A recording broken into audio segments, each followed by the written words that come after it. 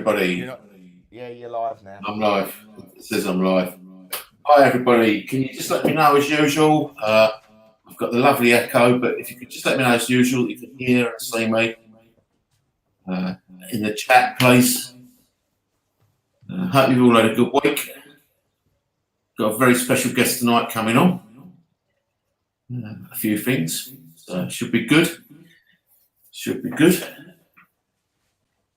But I'm not getting anybody there. So let me know you can see me, hear me. All the lovely people. Is anybody there? It says we're live, so I hope you can hear and see me. Hope you've all had a good week. Weather has been fantastic. Oh yeah, thanks Scott. Brilliant, mate. Cheers. Has the weather not been fantastic this week? Most of it. It's going to hit 21, 22 down here tomorrow. Wow. Wow. Keep them shorts out. Yeah, so got a bit of a different show. Hi, Lise. Hope you're feeling better on the mend. And hope they're looking after you. And you've got your feet up. If you haven't, it could be trouble. Because I'll send Russ round.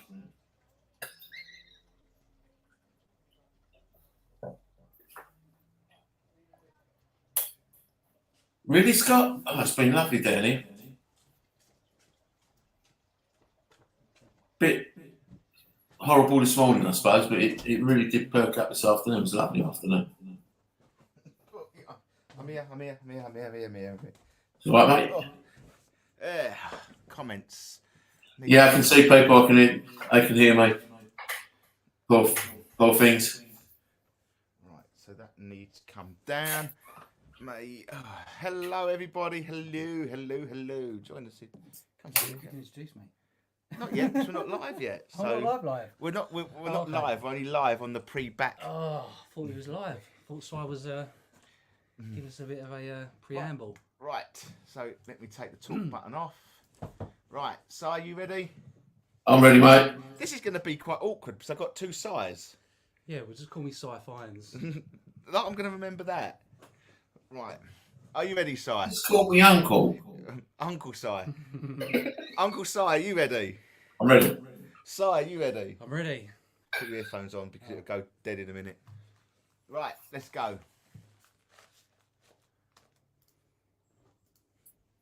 As a duly designated representative of the city, I order you to cease any and all supernatural activity and return forthwith to your place of origin or to the nearest convenient parallel dimension. Hey.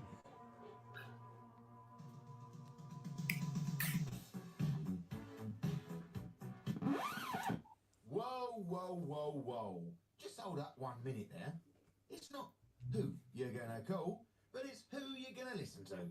And if you ain't afraid of no ghost, stay tuned for the EGH Paranormal Talk Show. Hello there, guys, and welcome to the EGH Paranormal Talk Show, live and exclusive on Pulse Talk Radio. And there's 3 of us in the studio tonight. 3 of us. It's a Friday night. It's the 28th of October. It's Halloween weekend. I don't know if I've got any spooky music at all. I might have. I don't know. I've only got happy birthday and everything. I've got everything loaded up, but no spooky music. But welcome, one and all. I mean, it's a bit weird because I haven't got me book in front of me to write down because, as you can see in the studio next to me, live in the studio this week, we have the wonderful Mud Larker himself, Mr. Si Fines. Ooh, where's the applause effects? I have got it on here somewhere, but if I press the wrong one, it ends up playing something totally different. So I'm not going to press the wrong one because I haven't changed the things over. We are all in the house tonight. We are going to be talking about a bit of mud larking because we had a lot of feedback last time. Yeah, it was good. I know a lot of people who watched that show really thoroughly enjoyed it.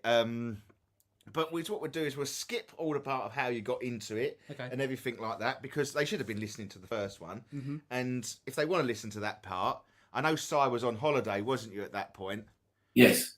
But you can listen again on our Mixcloud and it'll be back there. So how you got into it and everything. So welcome one and all. Let's say hello to a few people that are in the chat tonight.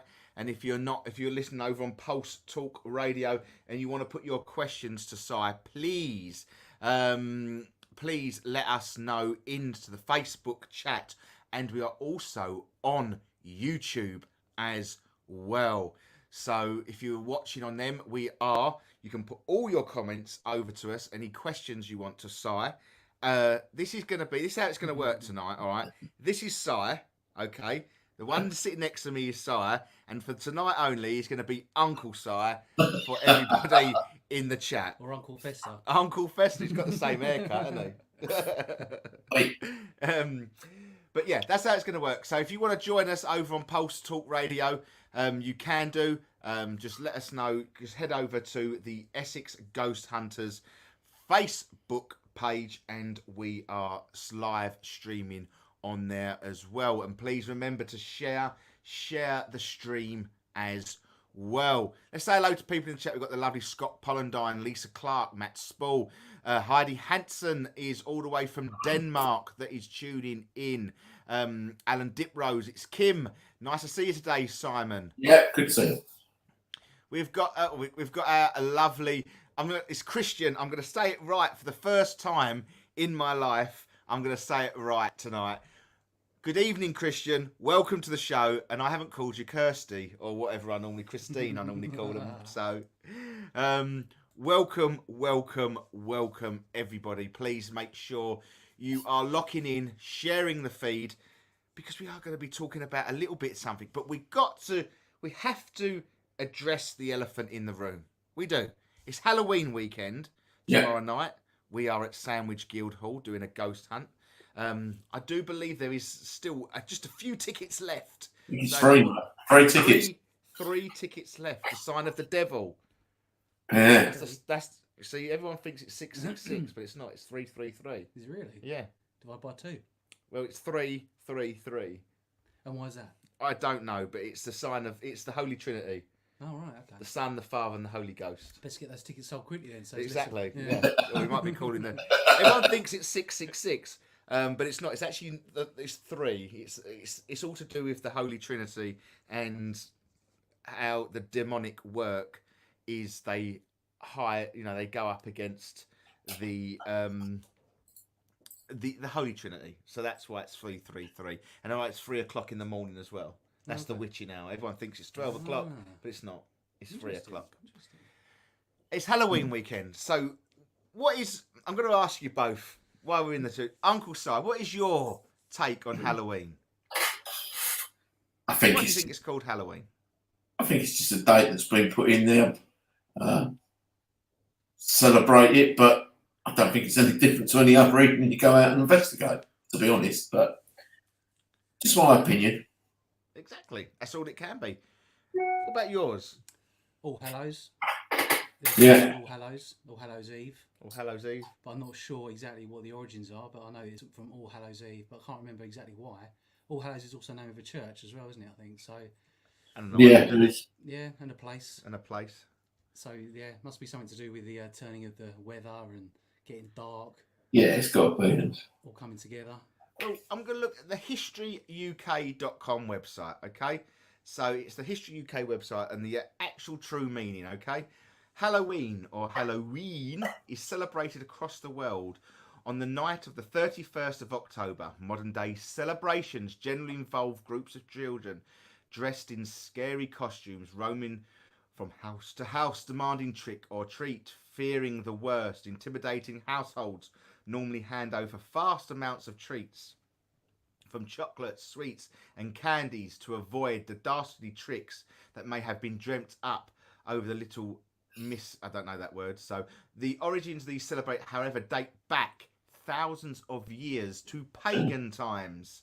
The origins of Halloween can be tracked back to ancient Celtic festival of Siam, until 2,000 years ago, the Celts lived across the lands as we know as Britain, Ireland, and northern France. Essentially, a farming and agricultural people. The pre-Christian Celts year was determined by growing seasons of shaming, making the end of summer and harvest the beginning of dark and cold winter.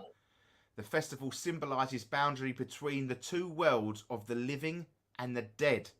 It is believed that the Celts, that on the 31st of October, ghosts of the dead would revisit mortal world, and large bonfires were lit in each village in order to ward off any evil spirits. May also be at large.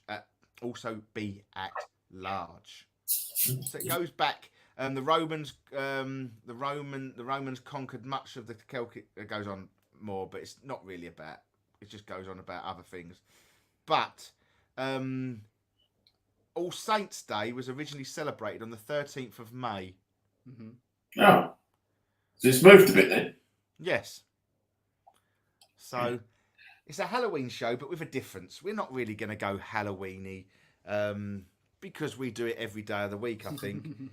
The only good thing is we carve pumpkins and things like that. So I like carving a pumpkin. Do you eat pumpkins? I bet you make pumpkin soup. No, but I've seen a pretty good TikTok. They've got this pumpkin, and they've pierced it a couple of times with just a small knife, and they let the chickens that they own peck the rest of it out to make a really freaky pumpkin face. I saw that. So I might try it with my chickens. I did see that, to be I fair. didn't realise chickens love pumpkins so much, but they obviously do. It's one of them things, isn't it? Yeah. They eat anything, chickens, They don't do, they? didn't they? Yeah, although mine are quite fussy. Yeah, they like grapes. Grapes? Love grapes. Yeah. It's a bit random for a chicken, isn't it? Yeah, well, they're fancy chickens, aren't they? You know, they're more fussy, should I say? Yeah, definitely fussy.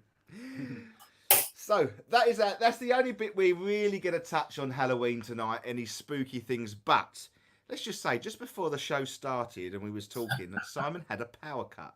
It was a little bit freaky, wasn't it, Simon? Uncle. Yeah, it was. Yeah, Uncle, you're forgetting it already, aren't you? Yeah, it was a bit freaky. I was literally about to go live and boom, all the lights went out. And I think it was as you were looking at objects of talking about objects. So I was going to show us later.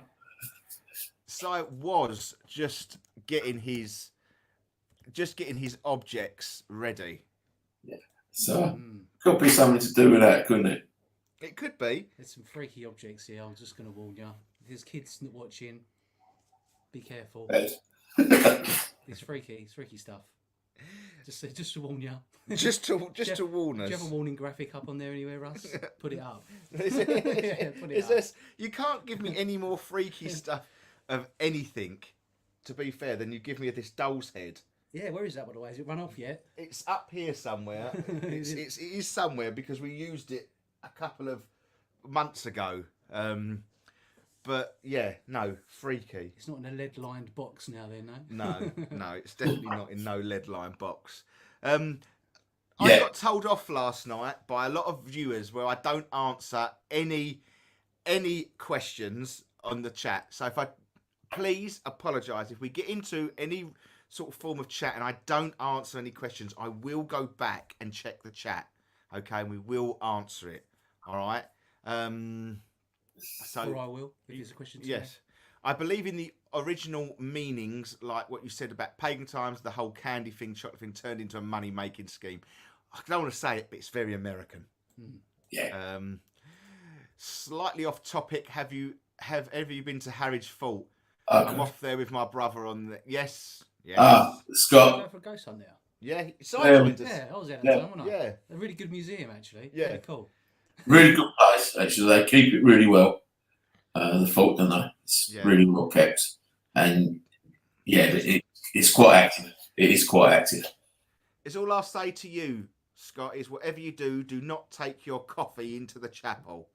Under no circumstances must you take your coffee into the chapel. Don't look. If you're going to look for the obvious, don't.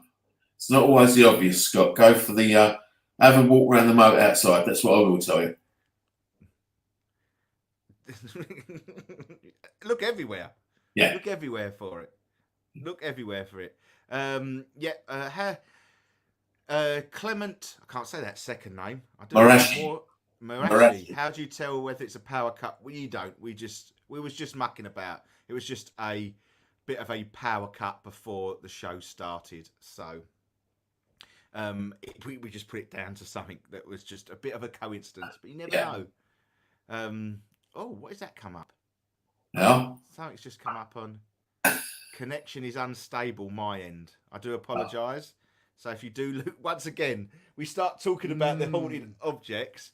We should be back. It should come back to you now. Looks fine from here. So. Yeah, it was a little bit strange that. So we should be back. So, as we've got the guest in the house. Hello.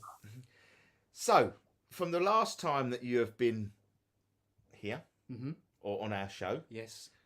what's been going on? Because I know you've been doing some. I know you've been travelling a bit from gold panning. Yeah, been up to Scotland with my mate Sean in his converted school bus. Travelled up there. Find it? Every year. What's that, Si? Did you find any gold? Oh, we did, mate. Yeah, we did.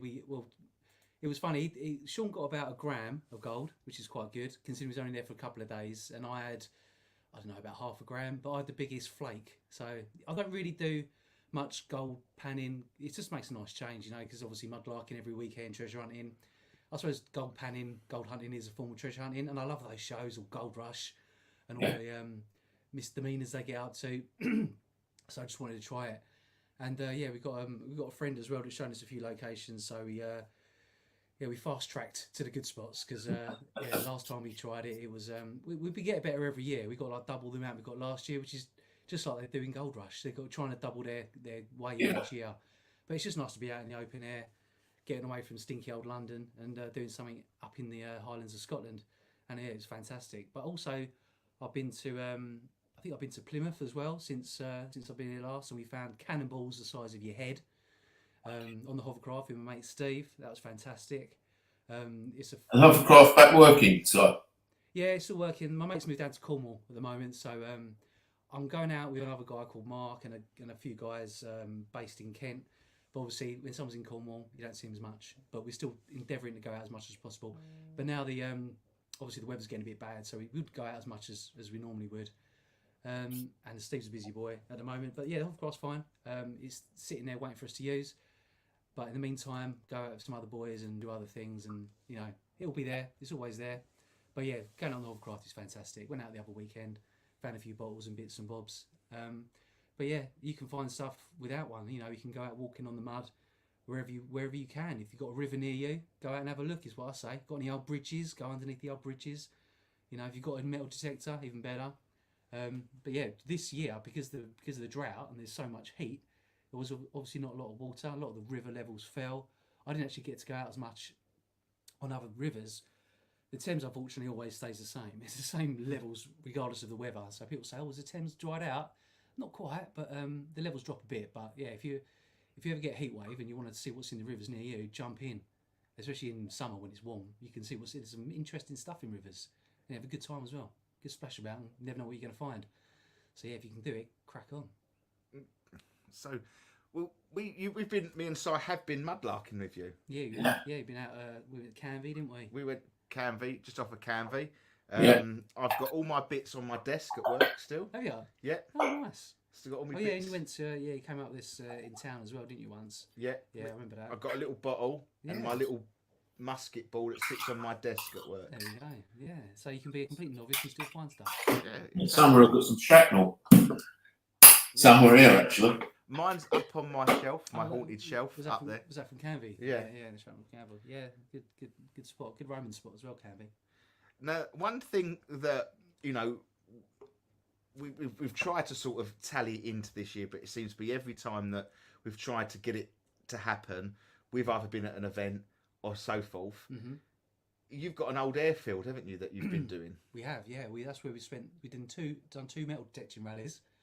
That's in Spitfire Park, which is on the coast of,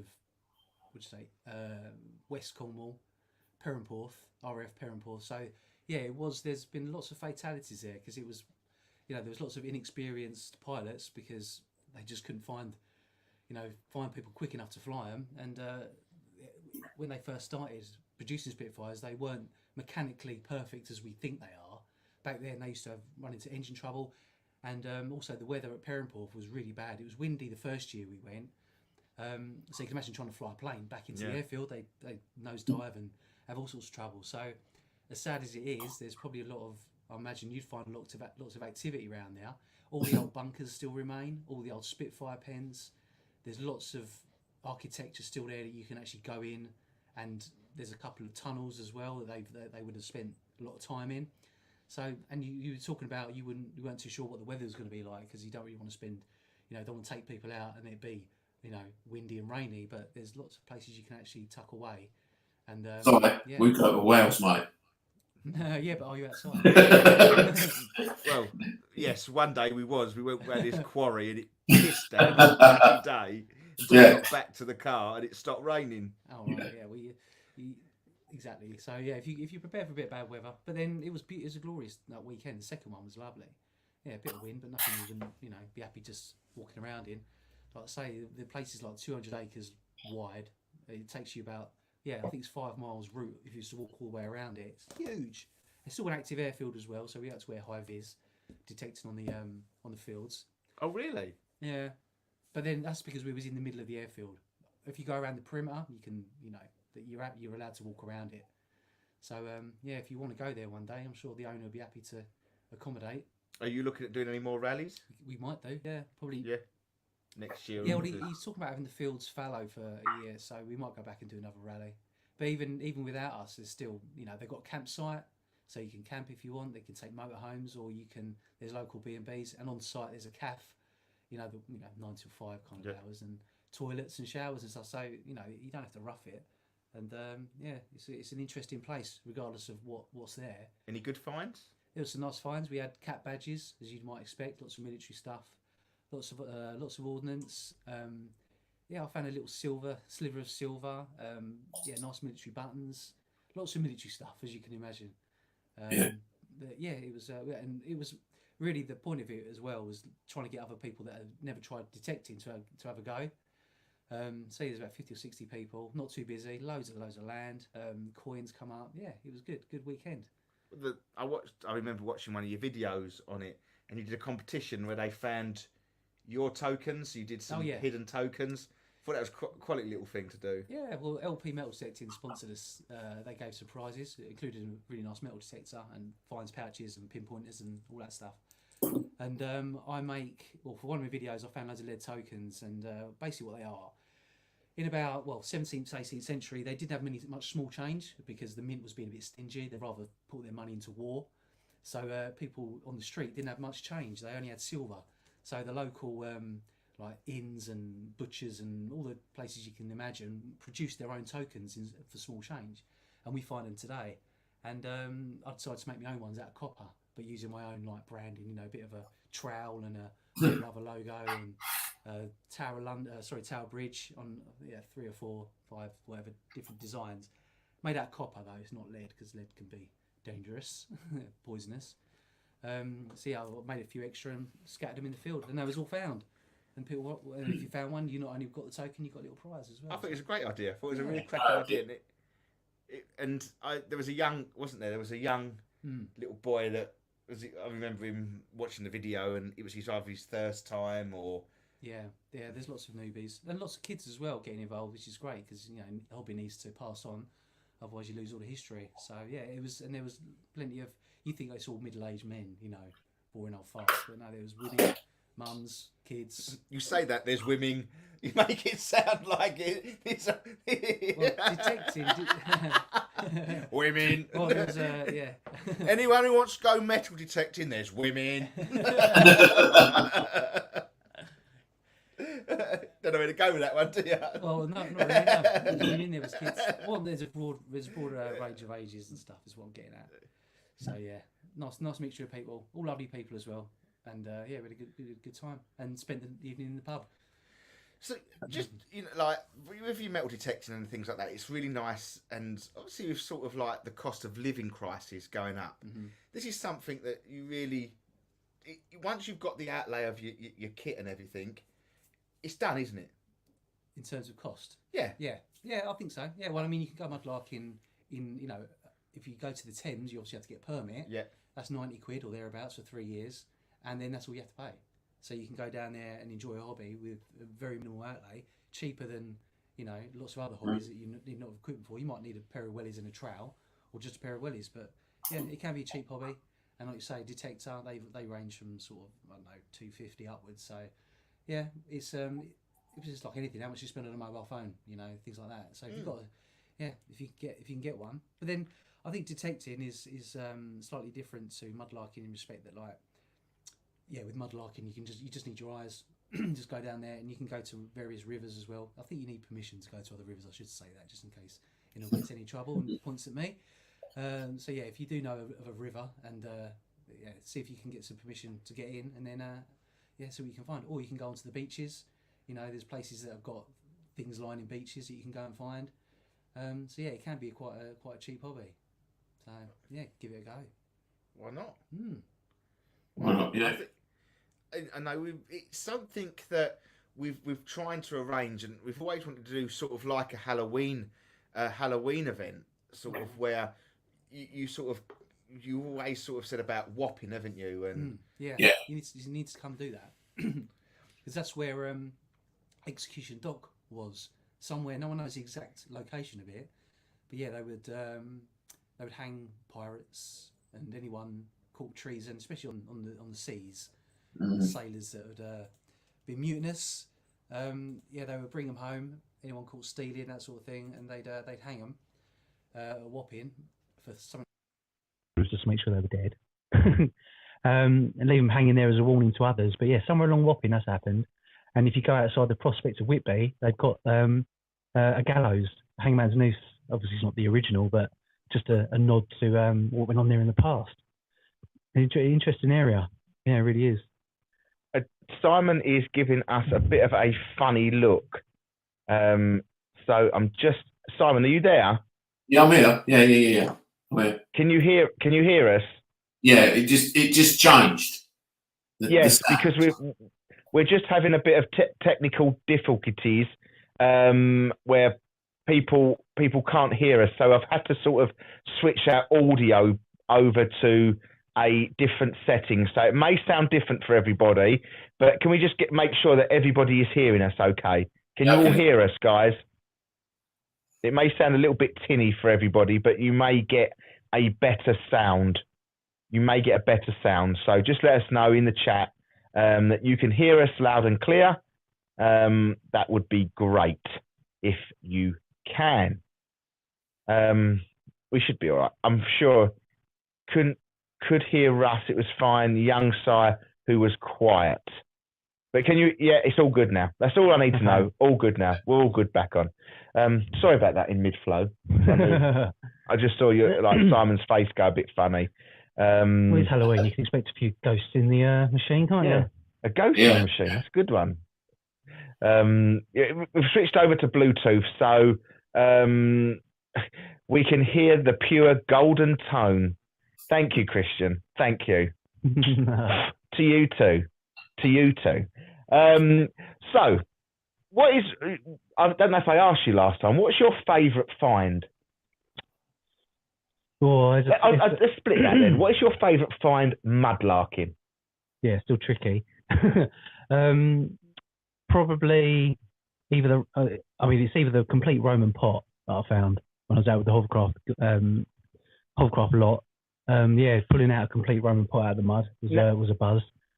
I think was that on display at your friend's house? No, it hasn't left my house.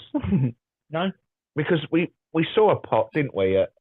We did. Steve. Oh, okay, yeah. No, I think he's found his own. No, you took us to show it in his house. It was in his old house. Yeah. You walked in the door. There was a pot there. Don't know if. Yeah, no, that wasn't the one. That was another one, or a half one that we found. But yeah, pulling out a complete one. It's actually a wine vessel as well, like an old Roman wine vessel. Yeah, that was incredible. The other best find I had was this year. I think one of the top finds I've had this year, and I've got another top find with me today, which I've always wanted to find, and I'm buzzing to tell you about it later. But my other find was a tobacco tin. I've had two now, two Dutch tobacco tins, or the second one's English tobacco tin. And they were brass. Tobacco was very expensive back in the day, like very expensive. So if you had a tin for it, you obviously was of high status. So these things are quite rare, especially to find on the foreshore. But the one I've got has been dated. Well, it's got the date on the front of 1714. And so the guy that obviously was smoking was of that time. And it's got a monogram on the front of some letters. And on the inside, there's some scribbles. And under an eyeglass, you can see the surname Bright, Bright. There are records of naval history at the Greenwich Museum that I think friend Nicola sent to me. And there was a record of a Bright signed up for the Navy in around that time. There's a few Brights, quite a common name, so could have been a couple of people. But to think that there was the last time that was opened or last time that was closed, it saw the world in 1714, and then fast forward 300 years, and then there's my gormless face looking inside. So it's a buzz to think that that thing hasn't been opened all that time. Sadly, there's no gold in it, just a load of gloopy mud. But that was a buzz, really cool. So they're two of my top finds. The other find that I've had was from a few years ago now, and I'm struggling to beat that. And it was a World War I dog tag. I don't know if I've told you about that one before. But it was basically a silver tooth French piece, probably dated to around First World War, 1914. And it had this beautiful engraving on it, a name, Nathan Posner, the Royal Flying Corps emblem, a number, so his service number, and then the word Jew at the bottom. Because if he got killed, he wanted a Jewish funeral. So all this information, I looked online, found some records, and I wrote to the local advertiser to say, if anybody knows who the descendants are, then come forward and, claim what's probably rightfully yours. A couple of weeks later, a guy called John Silverman, who's in his 50s, it turns out that his granddad was Nathan Posner. So I gave back his granddad's dog tag from World War I. And Nathan's daughter, who was in her 90s, she's probably passed away now, so it was about 8 years ago. But she said having that dog tag, which they didn't realise he had, was like the highlight of her year. Wow. So the best find that I've had, I've actually given it back, but it's in the right place now. So it was lovely to meet him, and he explained who Nathan was. It turned out that he was a tailor in the Commercial Road in Limehouse. His whole family were tailors, and it was why did he get sent to France? Because that's where the coin was made from. It was the silver tooth French franc, and that coin, had two little holes drilled on it, so it's probably a bracelet as opposed to a necklace.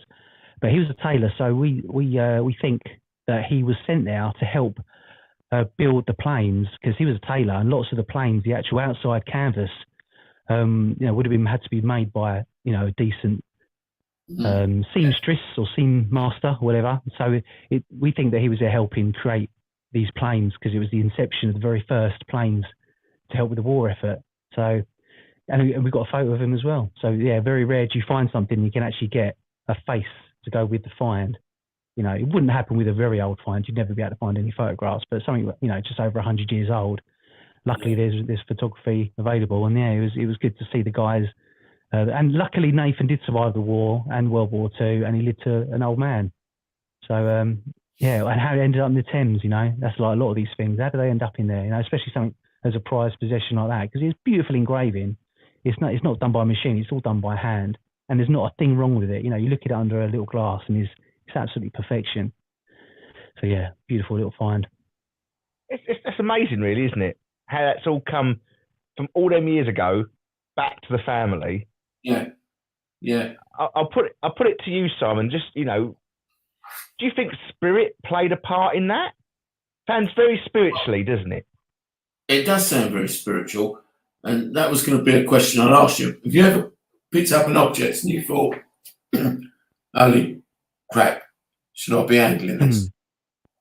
Because I would. Yeah.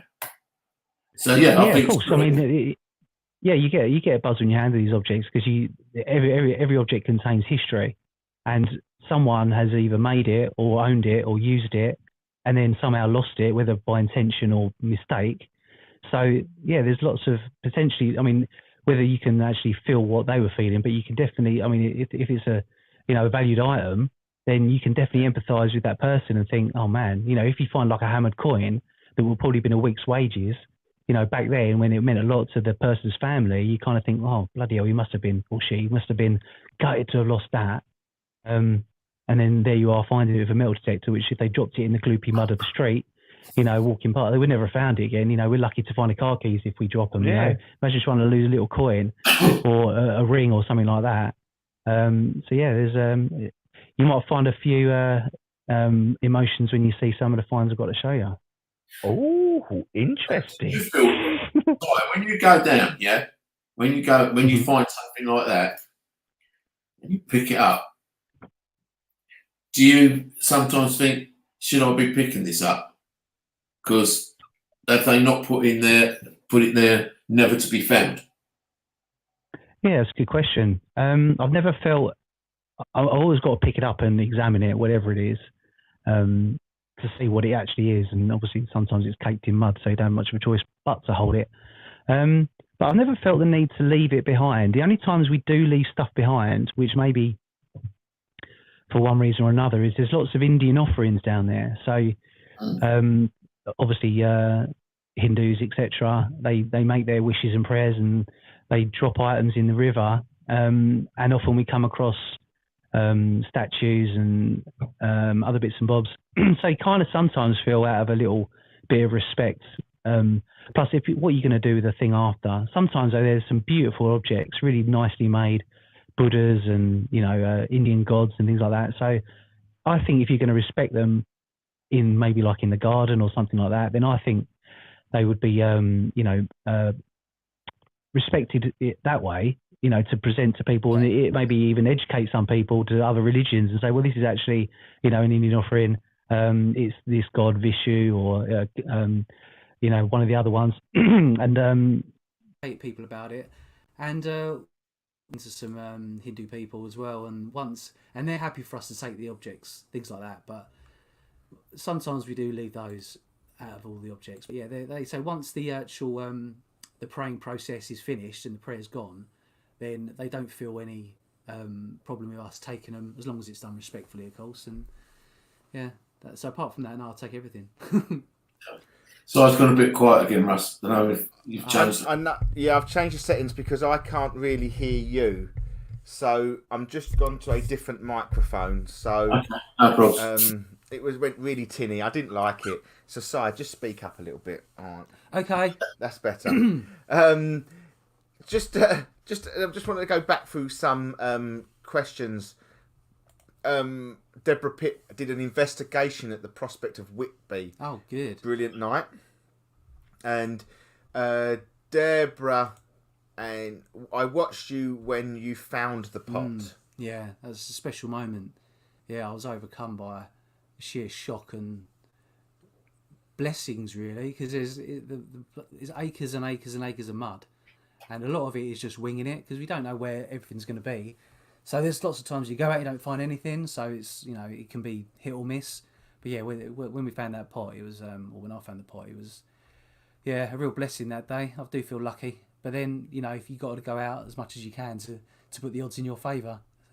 So if you make the effort, you know, more often than not, you get rewarded. There you go. Yeah. There you go. Life for life.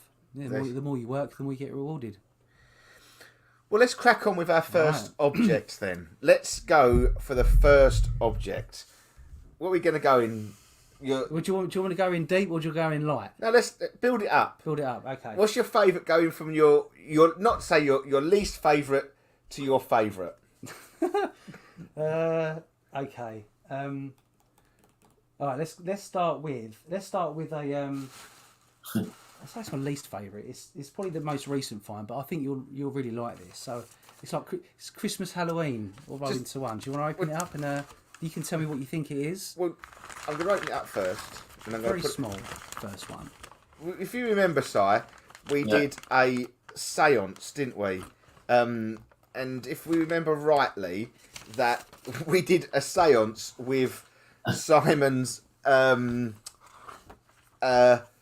gun, remember, on the table. Yeah. In the factory. Yes. And it went hell for leather. Really? And I mean, we had the table literally rocking from side to side when we put the gun on there. Okay. All right. So, No right. pressure then. No pressure. I'm going to add the close-up cam to the. Right. Now this, guys, I've got to go that way because that's the way it is a bit. It feels like a bit of leather, like a belt. No, you're right. It is leather, but it's not a bit of. Well, I suppose it is a bit of, but it's nearly complete as in what it actually is. So that is a 1700s, maybe slightly earlier, child shoe sole. Really? Yeah. Yeah, so that is I mean, it's a very young child, isn't it? It's tiny. It's about maybe a baby or maybe 2 or 3 years old. Maybe. Yeah. So that's a child's shoe sole, and that would have obviously you've had the top bit to it, and there would have been the bit of support around the ankle, but that would have been stitched onto the rest of the shoe. But that's the bit that had the weight of the baby on it or the toddler. But yeah, it's so diddy and so cute. And it's only a recent find. It was slightly eroding out the mud, but you can see it's got like a flat bit at the front. Yeah, I've just turned it over. And yeah, so that's the heel, and that's where the toes would go. That end. So you see, it's flat. It's sort of like a butt end. That helps us date it to that sort of probably 1700s. It might be 1600s. It's talking like Great Fire of London. Really? Yeah, 1666. I wouldn't be surprised. That sort of era. So good 300-year-old child shoe sole. And the smooth side, sorry?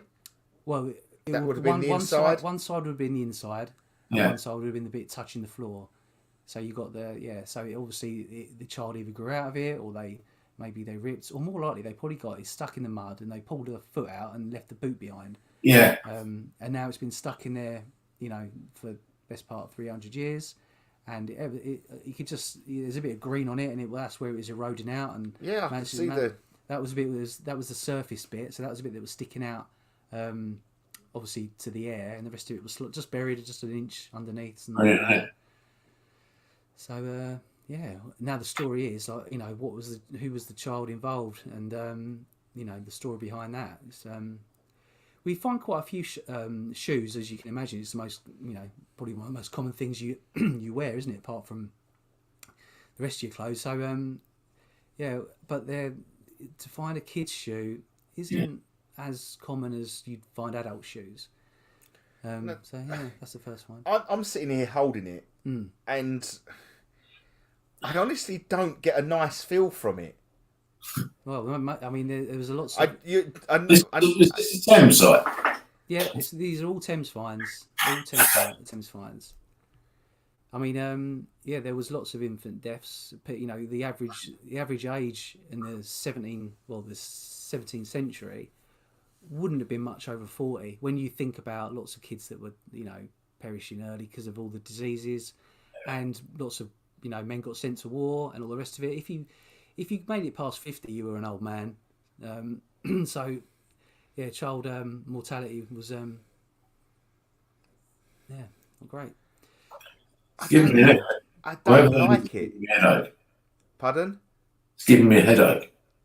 This side of my head. Don't know why. Would that be going along the lines of a head injury? I don't like the feel. I generally don't like the feel. It's giving me a real. When you're seeing it closer than I was, because I've dried it out and put it between a couple of sheets of newspaper, and that's the first time I've seen it since I found it. So sometimes there's markings on it, but at the end of the day, it's it may or may not have anything on it of any clue to how it ended up, whether it had a violent end to it or whether it was just lost through neglect, really, either, or maybe it was worn out. I mean, kids. Oh, you dropped it. No. I'm trying to be so careful with it. It feels very, very delicate. Yeah, it is delicate. You have to preserve these things. I need to oil it up as well because it's got a little bit misshapen. So we'll rub a bit of linolene, I think it's called, oil in it, just to sort of supple it up a little bit so that it'll last a lot longer. But yeah, that's pretty recent. That's only about 3 or 4 weeks old, that find. but I thought it'd be perfect for you because it's a sort of tangible link to a kid, and yeah, interesting little thing. So, faces up and down at the moment. Facebook is up and down at the moment. As in what way? As in what way? It seems very weird. We do seem to be having a lot of it's since, because obviously all of a sudden we've just dropped off viewers. Something it seems to be, and then no pictures are coming up next to people. Yeah. Keeps dropping out. There is no pic. I wonder. I don't know. I'll turn my internet off just in case it's bugging it out. I'm all on the right one. Yeah, Bluetooth off. I'm I'm not on. obviously I've got to have my phone on to give it. That's got to be connected. Well, Simon, don't turn yours off because it won't make any difference. No, I'm just very, very, very strange. So, it's really weird. Very, very weird because we went from sort of 10 down to 5 within a second, which doesn't normally happen. So, So what, people are losing connection? Yeah. Or, okay. Very strange. How do Well, we? we haven't even started properly yet. No, we've just gone. This is the warm up.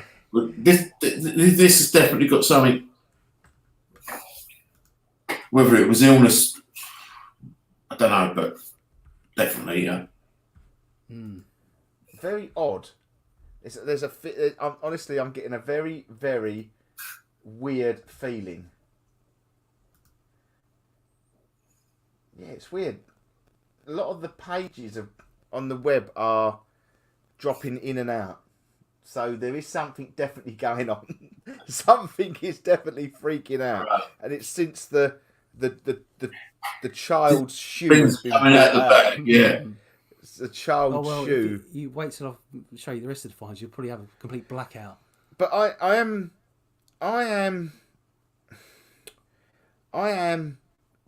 don't feel that this was a nice ending to this little. I'm going to say girl as well. Well, you know, lots of children back then, childhoods were mixed. Yeah, some did all right, but others were, you know, if they were in poor families, then obviously they got sent out to work, and Yeah. you know, they'd have had a hard time of it. I mean, kind of think Oliver That's Twist. No, not that small. No, well, you know, no, I suppose a 3-year-old wouldn't really know what to do, but Yes, there's definitely something wrong with this side of the head. Well, as I say, whether it's illness, I don't know.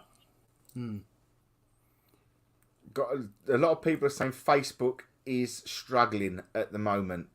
A lot of people are moving over to YouTube. So if you are on YouTube, can watch us on YouTube, it is on Essex Ghost Hunters channel, YouTube channel. We are live over there as well.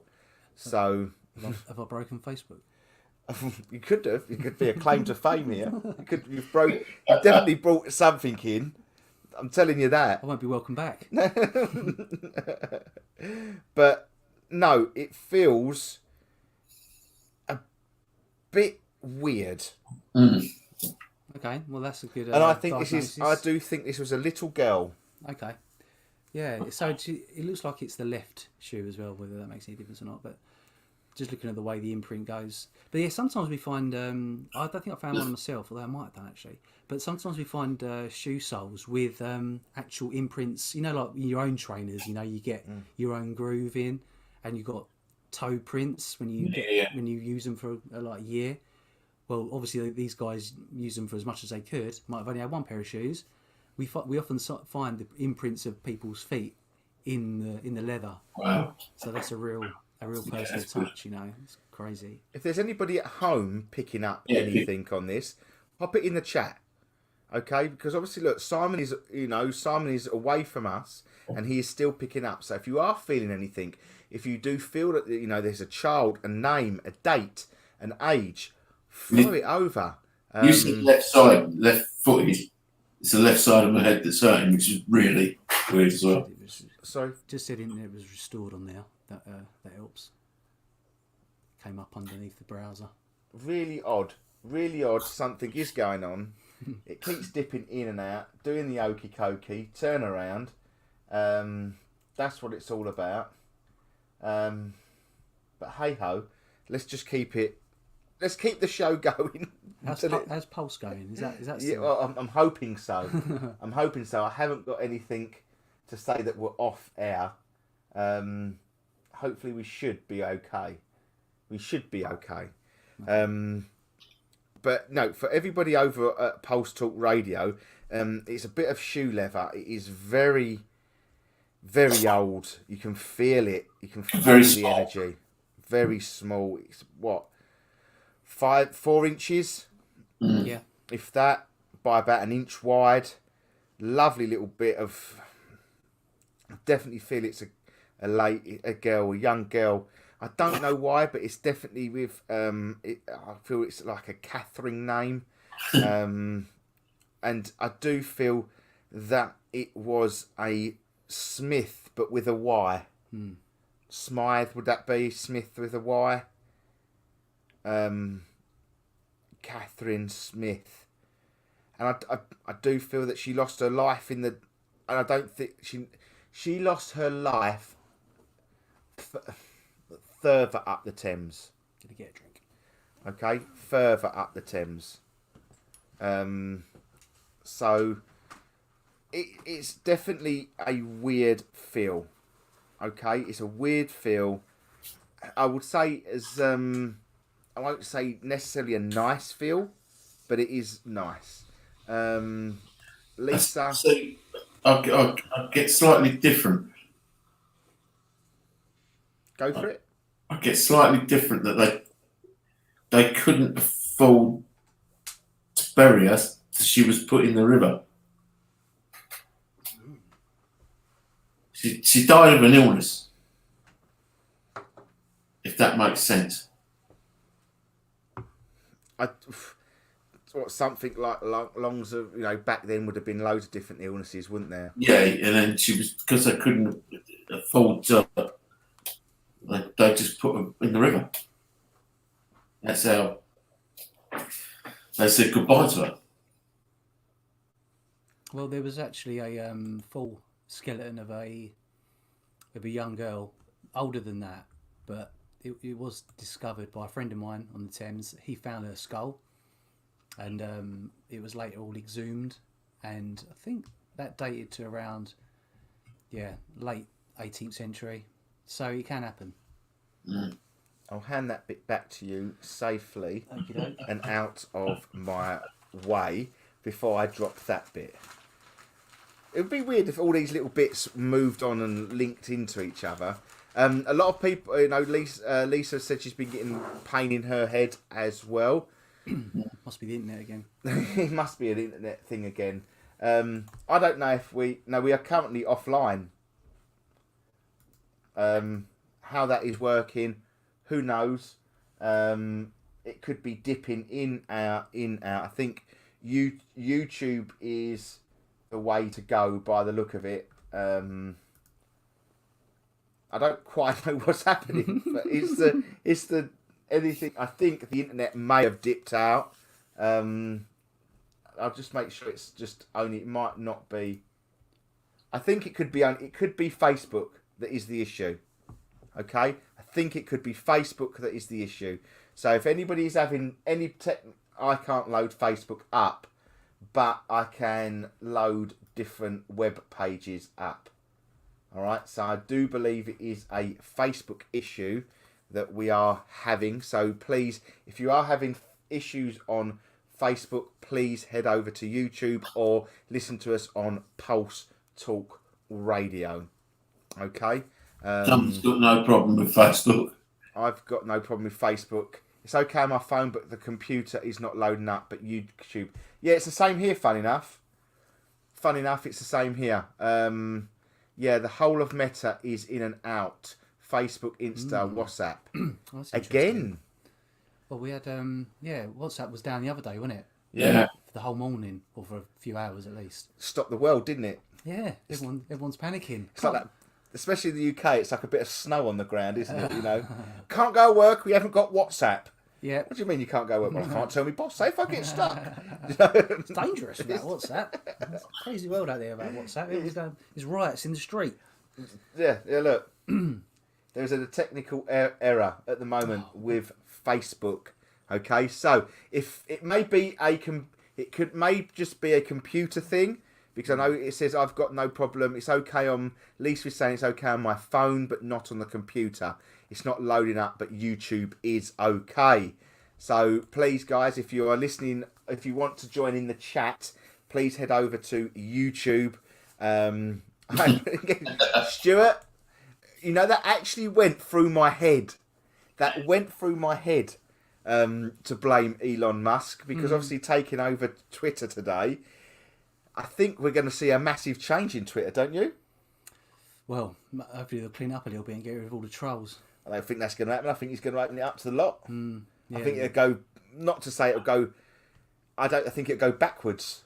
Oh, I don't like Twitter. I know, but I Vile think place. it is.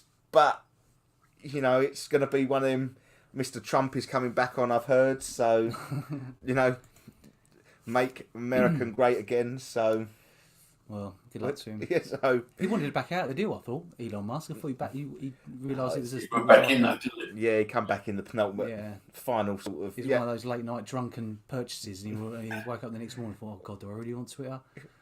No, too late, mate. You bought it. There's no refunds. What, for £70 billion or whatever it was? It's a big old purchase, isn't it? Can't say. It doesn't look like the bloke doesn't look like he's ever had a drink. To be fair, does it? No, it's pretty good. He needs a bit of sunlight in his life, doesn't he? I like Elon Musk. To be fair, he doesn't bother me as much as the others do. It does make good cars. He don't. Well, we can't have them at the moment, can we? We can't charge them if we've got no electric. That's true. That's for another show, though. That's for a Thursday night show. Right, next bit of equipment. Next bit of finds, Si. Go on in. This is. I think this is the same. Oh, base this as Sam. is heavy. Yeah, we're building up to the good stuff. This is just a bit of a fun one. I think this is what I think it is. Yeah. Well, I'll You must know what that is. I'm gonna let me get the camera out and wait for everything. Hold on. So, this looks like a bit of an axe to me. Spot on. It's an axe heed. You can tell I haven't cleaned it yet. But that was it. That's quite old because that was encrusted in this. Excuse me. You put it on the camera, Russ. Oh, I can. It's like, Yeah, it was encrusted in a big lump of. Because what happens with the iron over years, it gets rusty, and that attracts more rust, and then before you know it, you've got a big ball of rust. So very often we sort of tap these rusty objects if we think there might be something inside. 9 times out of 10 it's just a rusty bolt, but now and again you get something cool like that, which is it's probably I wouldn't say it's any sort of axe used for battle or anything like that. Knowing what I know, it was probably a small axe for chopping wood, or maybe just making carvings or something like that. You know, like taking the bark off of some wood in preparation for making furniture. Yeah, like a sort of small woodsman's axe, I think, because the more battle axe ones have got a much bigger blade to it to cause lots of damage. But it's an interesting little thing anyway. It would have been someone's personal object. And probably valued like lots of tools are to tradesmen. So again, like you said earlier, Si, if you feel like someone's got an affinity with the object because they've been handling it every day. yeah. It's like we've all got our favourite pens and mugs and tools and whatever, and you lose it, you think, oh bloody hell, gutted about losing that. So yeah, maybe the chap or woman that was using this felt a bit annoyed. They'd lost what would have been reasonably valuable item, because having a blacksmith make you something. Yeah. Unless it was issued by the Navy or something like that, in which case they probably would have just thought, well, not mine, lob it, got a chip in it, get a new one. But it's an interesting little thing. But it's fascinating, and it's what I like about it, Si, is that you actually pick up everything that you find. It doesn't matter that this has history. you're not just out for it for the sake of looking for, you know, your $1 million coin or something like that. It'd be nice, I know. But the fact that every little object means something to you. Yeah, it does. Well, it's all personal stuff, and it's lots of stuff we're finding was all of working class people, because it was a working class river. People were working to make a living, so the majority of stuff we're finding was, you know, like everyday people, as we all are. So the high, you know, there is a few high status objects in there, in the rivers and stuff like that, and votive offerings and bits and bobs. But I just thought it was a nice little thing, and obviously meant a lot probably to the person that was using it, and you know, must have spent a lot of time. You know, it takes a lot of, you know, skill to make these things in the beginning. They got a certain value to the person that was using them. You never know. Could have been used in what's the word? Could have been used in anger, but I don't feel anger. No, I don't. I don't get any was. I don't think there's any anger attached to that. Yeah, I don't. Yeah. I don't feel that. I feel it's come. Yeah, that he lost it. I do get that he lost that, or it was taken from him. Yeah.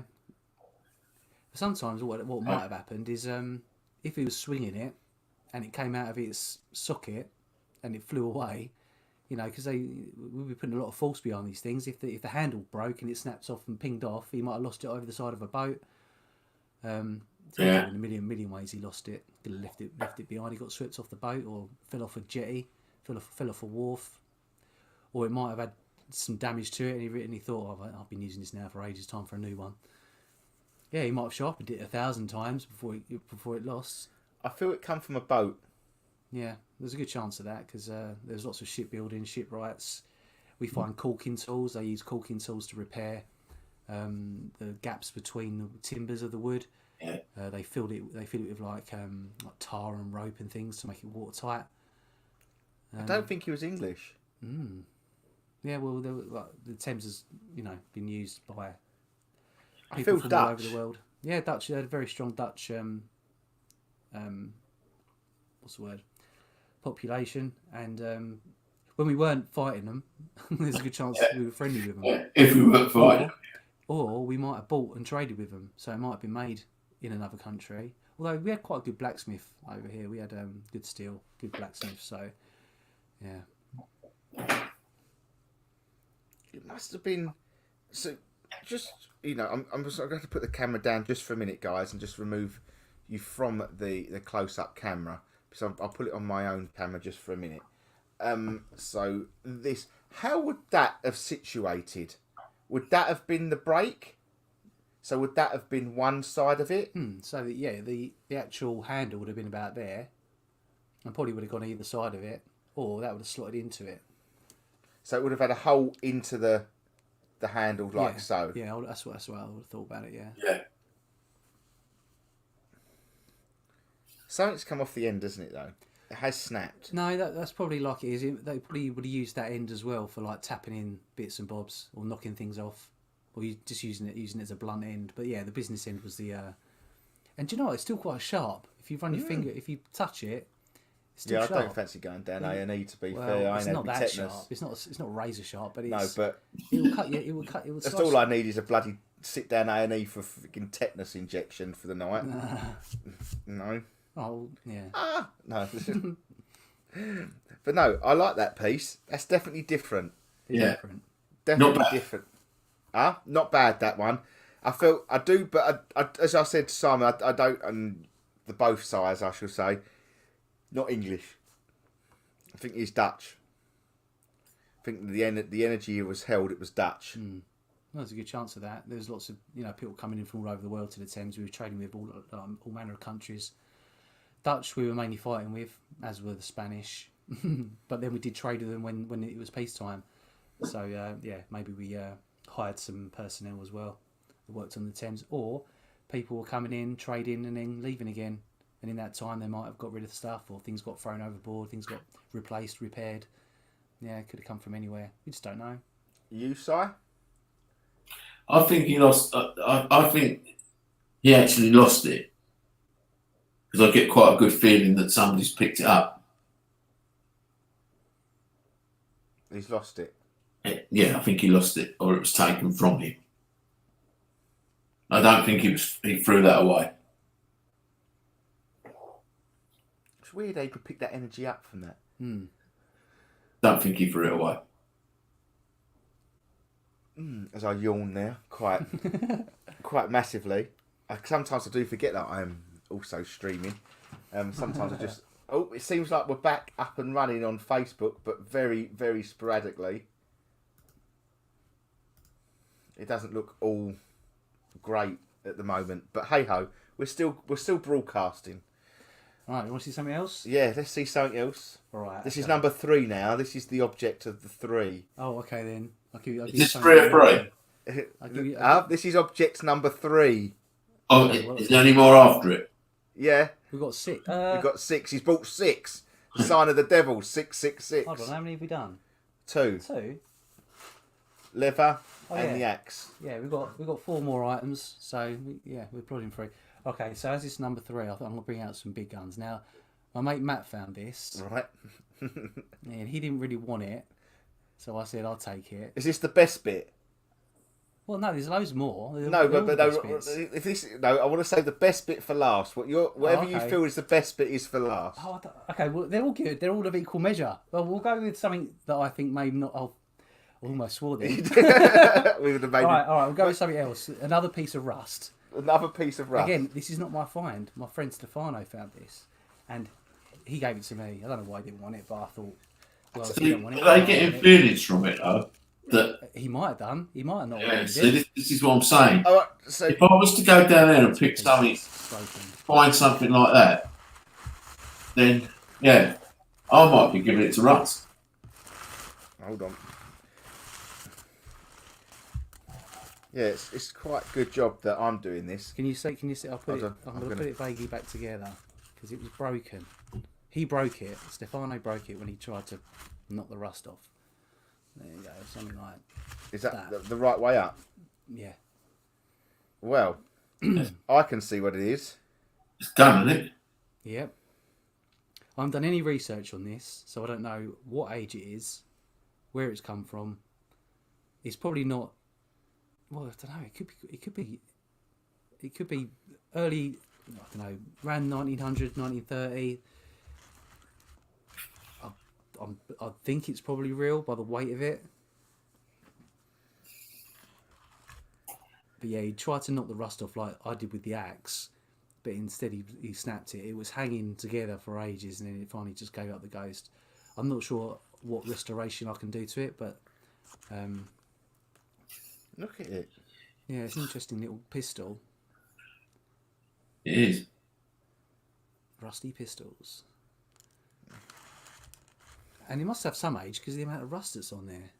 Because that doesn't happen overnight, does it? And it's got a barrel there as well. So Yeah, I the think newest. it's got the weight of a real gun.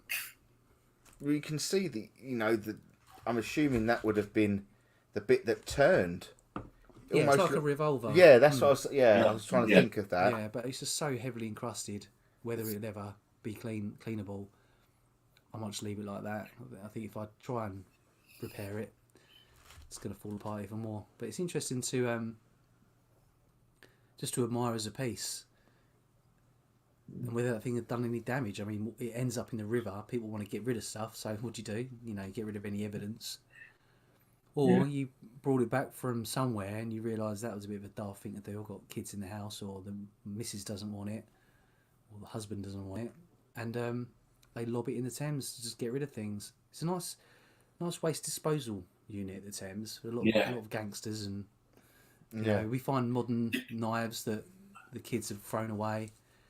Oh, good. Old Bill will be around soon. Yeah. Let him. I think it's 1920s. Yeah, I got early 1900s. I think this guy's got. There's a guy associated with that gun that's laughing his head off. Mm. Laughing In a his bad way? quite happy. But he's making me laugh. So What do you think? When was the, what was around the 1920s? You had the. you're after the war, so you've gone through war, and there's probably Well, yeah, it could have been maybe a souvenir brought back from the trenches, perhaps. It's a revolver, though, isn't it? Did they have revolvers back then? Yeah, I thought so. I didn't think we was very much a revolver country. I thought it was very American, wasn't it? The revolver. Well, it probably was invented in America, but we would have had license to create our own, or at least have American. I find Weapons. it fascinating. so do I. Absolutely Oh, fascinating. yes, with the gun, actually fascinating. You just wished you could Pub. sort of find a time machine to take you to that exact period of Oh yeah. when that went into the Thames. Mm. Yeah, exactly. That's the frustrating thing about this hobby. You don't know where it came from, or who owned it, or why it ended up there. You know, I think it's a policeman's gun. You think it's a policeman's gun? I do. Yes. Ooh. What, an actual service type gun, or something that he had as just cause No, I think he used it in service. Right.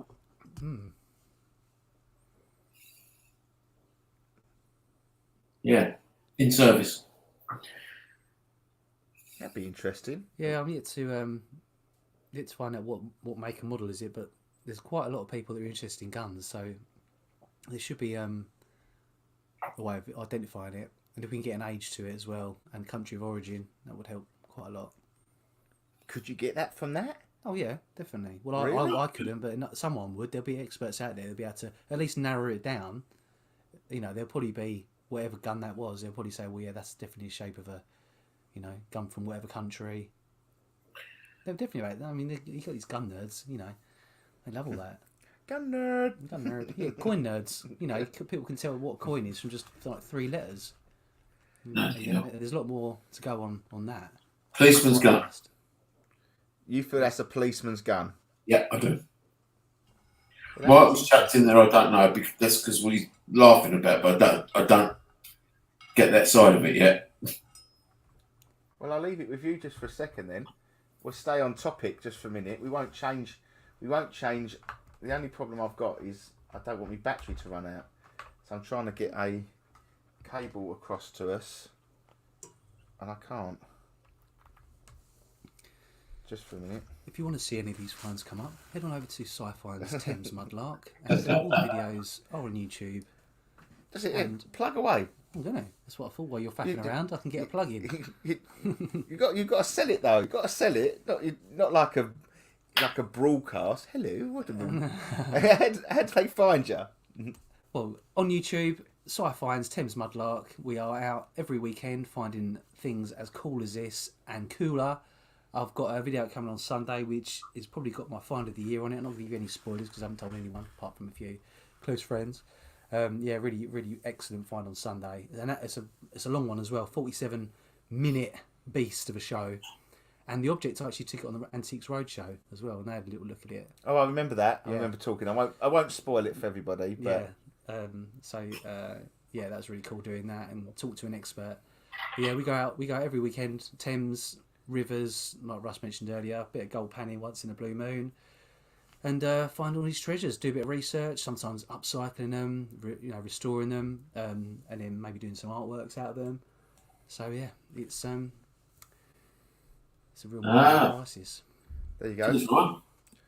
I think the Met had revolvers from 1880-ish, night patrol officers, Well, there we go. and they were potentially Webley and Son revolvers. Yeah.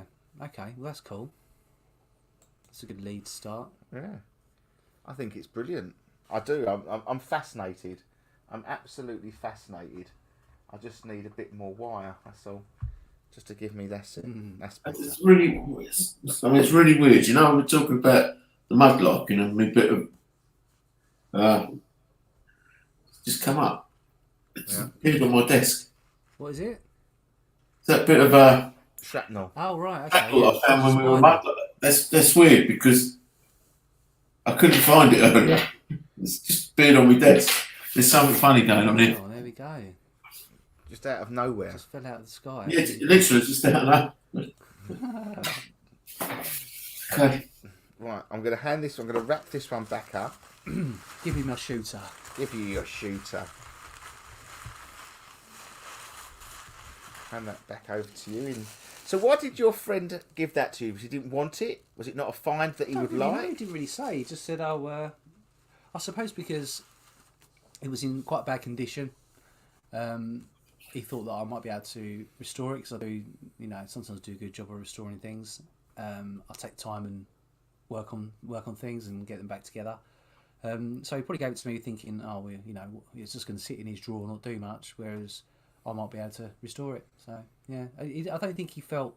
Well, he didn't at least tell me he felt bad about it. But yeah, he was just in a generous mood and said, oh yeah, you can have that, And maybe he was hiding some deeper feeling of fear or I don't know. But no, he just said, yeah, a bit like another find, like Matt didn't want this one and decided to give off. But we'll leave that one till later. We'll tease you a bit more. We'll leave the macabre till the end. The best to last, so to speak. Well, I want to show you this other find as well. So we'll do this one next. You ready for the next one? We're ready for the next Do you one. want to go for a bit of music first? No. I'm all right. Well, if you want to go for a bit of music. Okay, you need to be careful. He's a bit delicate. Oh my! Why are you giving it to me then? Right. You used to be a goalkeeper, didn't you, Russ? Yeah. Safe Oh hands. wow! Oh wow! All I would say is the handle is. Hold on. I'm opening it up first, guys. If you're getting anything, please hold on. Let me just add to the stream. Now. Oh. Is that round the right way? No. You're upside down. That's better. So, to me, it looks like. Oh, no, you were the right way around. Was I? Yeah. That way, yeah? Yeah.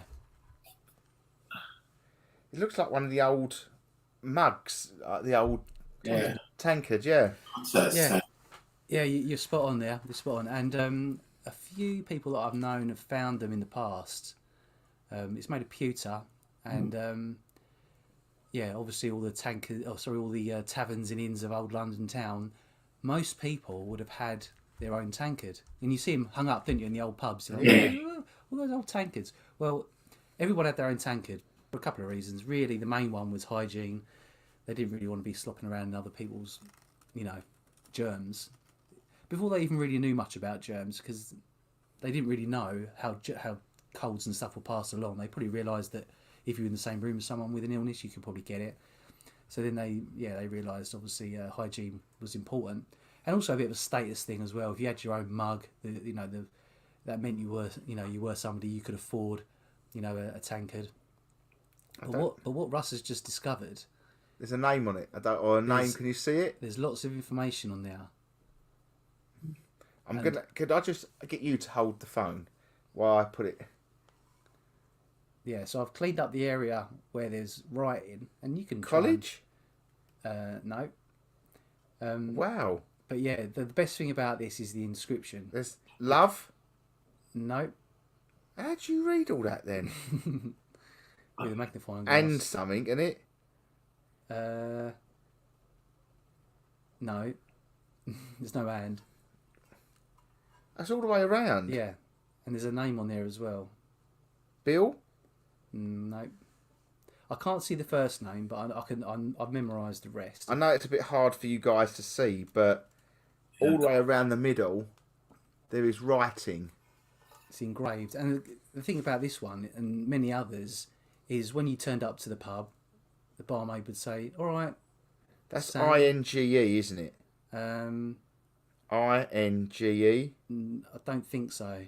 Oh, no, that last word is IDGE or BRIDG. What's that then?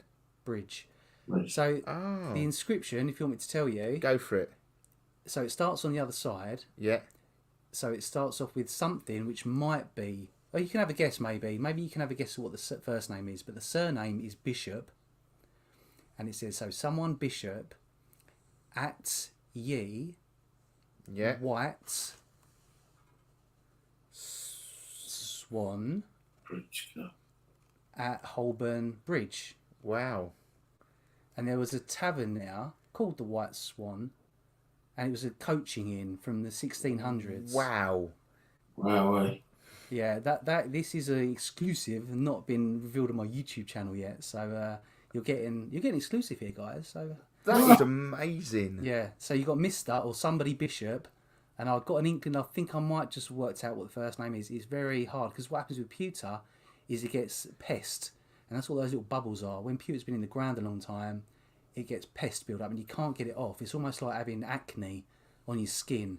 And with trying to rub bits. it, you can't rub it off. You can rub it off, but it's such a gamble because underneath could take that with it. It takes it all with it. Yeah. So luckily, there's enough there to go on. And like I said, a couple of my mates have found them with engravings on, and they come up very, very, very rarely. And the funny story with that is, I was detecting, got the signal of that, and I just assumed because being a detectorist, we dig thousands of holes, and when we find a deep signal. 999 times out of 1,000, it's just going to be a lump of rust, and you can't really, but once in a blue moon, it's either a hoard or something cool. And yeah, I flipped it out because the tide was coming in, so I just quickly got my shovel under it, popped it out, and literally just flopped out in front of me this tankard. Yeah, and actually, it's not actually a tankard. I've done some research, right? And tankards weren't really invented until the Victorian times. This is just known as a mug. But because tankards have got a lid, and this is classified as a mug, but for everyone else it's a tankard. But it was a tankard at the White Swan, Holborn Bridge, which is if you put yourself at Millennium Bridge on the Thames, the big wobbly bridge at Millennium. Yeah. If you walk straight north up about maybe half a mile, that's where the old White Swan used to be. So it's no surprise it ended up in the Thames. Sorry, there's another word though, isn't there? There might be at ye. But what? With that's white, isn't it? Bishop at ye White Swan at Holborn Bridge. It's amazing. I love it. It says at ye. It's proper old school like script, isn't it? Yeah. When you think about at ye. And all the old language. Well, holding it gives you goosebumps, and when you saw the inscription, sorry guys, I know I've put you sort of on a bit of a bigger picture now, but I don't. Can you see the inscription just roughly? You can see it. Yeah, you can see it. Yeah. Yeah. You even if you're looking like close, I wouldn't have. I could see bridge, but I couldn't see anything. Roughly what Si was saying, but Si's used to his eyes. It's a little bit different. I suppose it's like us and spirit boxes. You get trained to use your ears in what you hear. True, and I've looked at it in the daylight, and I've taken numerous photos at different angles with different lights, and I worked it out. And you've got to sit there for a long time, and because it's all script, the bees look everything's so much more flamboyant. All the letters. And we're not used to it because we used to write in crap compared to how they used to write, and we used to write it on a text or email, so you're just not used to it. But yeah, if you spend enough time staring at it, the letters just pop out, and that's a buzz as well because not only have you found it once, you're finding more and more about it, and every step you get closer and closer to where it's come from. So we're assuming this is the man of a cloth. Not necessarily, no, because Bishop. Surname Bishop. No, not man of a cloth. Well, I used to know a bishop at school. Tommy. Yeah, Tommy, yeah. So do I. My kid. It's a good not man of a cloth. Good laugh. Not. No. But if you've got any feelings about a first name, you can leave your suggestions and I can tell you what I think it reads. To me, it looks like James. Well, that is one possibility, but I think it could be Samuel. There's just like an S, and because you said James, you got the A in the M, didn't you? Samuel. So it was Samuel. That's not really going to help because his name was shortened, but it could be Samuel to Sam or James to Jim. It don't really help, does it? But his name was shortened. It wasn't known as that. Yeah, I'll get you. First name on the mug, but he wasn't of the club. I can't see the L. Oh, it'll be at the end, but it'll be like a big L. Like Yeah, it wouldn't be but- just a small L. It's all like Yeah, but- flamboyant. Yeah, but there is no flamboyancy at the end of that name. There is no flamboyancy. But I can The s- flamboyant is at okay. the end. But there also looks like there might be a U and an E. When I've looked at it, other times. So and it looks a bit. I'll It have could be to- James. I'll go with what you are saying on that one because to me, I wouldn't be able to tell you either way. To me, it looks like James Bishop. Well, the good thing is we've got the surname because, there's. I mean, if you just said James, it could be Now- a million James. A bit of plug-in for you. Someone's asking. Bit of plug-in. What's your YouTube channel? So it is Si Finds, as in Si Finds Stuff, Thames Mudlark. So yeah, It's a good watch, Si right? Finds and it should come up fairly easily. Real good watch, right? Oh, thank you, mate. I'll try to make them as compelling as I can. And if you're a local Essex person who is watching, Si is the one that shut down Battlesbridge many years ago. Yes, that was me. Yeah, we found a grenade underneath the bridge, and it took bloody hours. Do you know what? The funny is, I found it in the first sort of 15 minutes we was down there, but I really wanted to carry on detecting and searching, so we just stuck a stick near it and said, "Yeah, we won't look too closely over there because we know as soon as the police come, they're going to kick everyone off." So we spent about the next hour and a half searching, and once we've had enough, that's when we called the police because we knew that we wouldn't be able to carry on.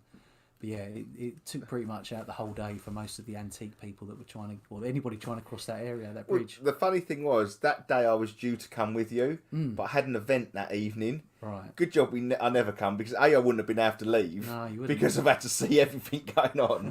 I would have been well late for the event. You could have gone the other way, I suppose. I would have never got there. No, it depends where you parked. It'd been a long way home.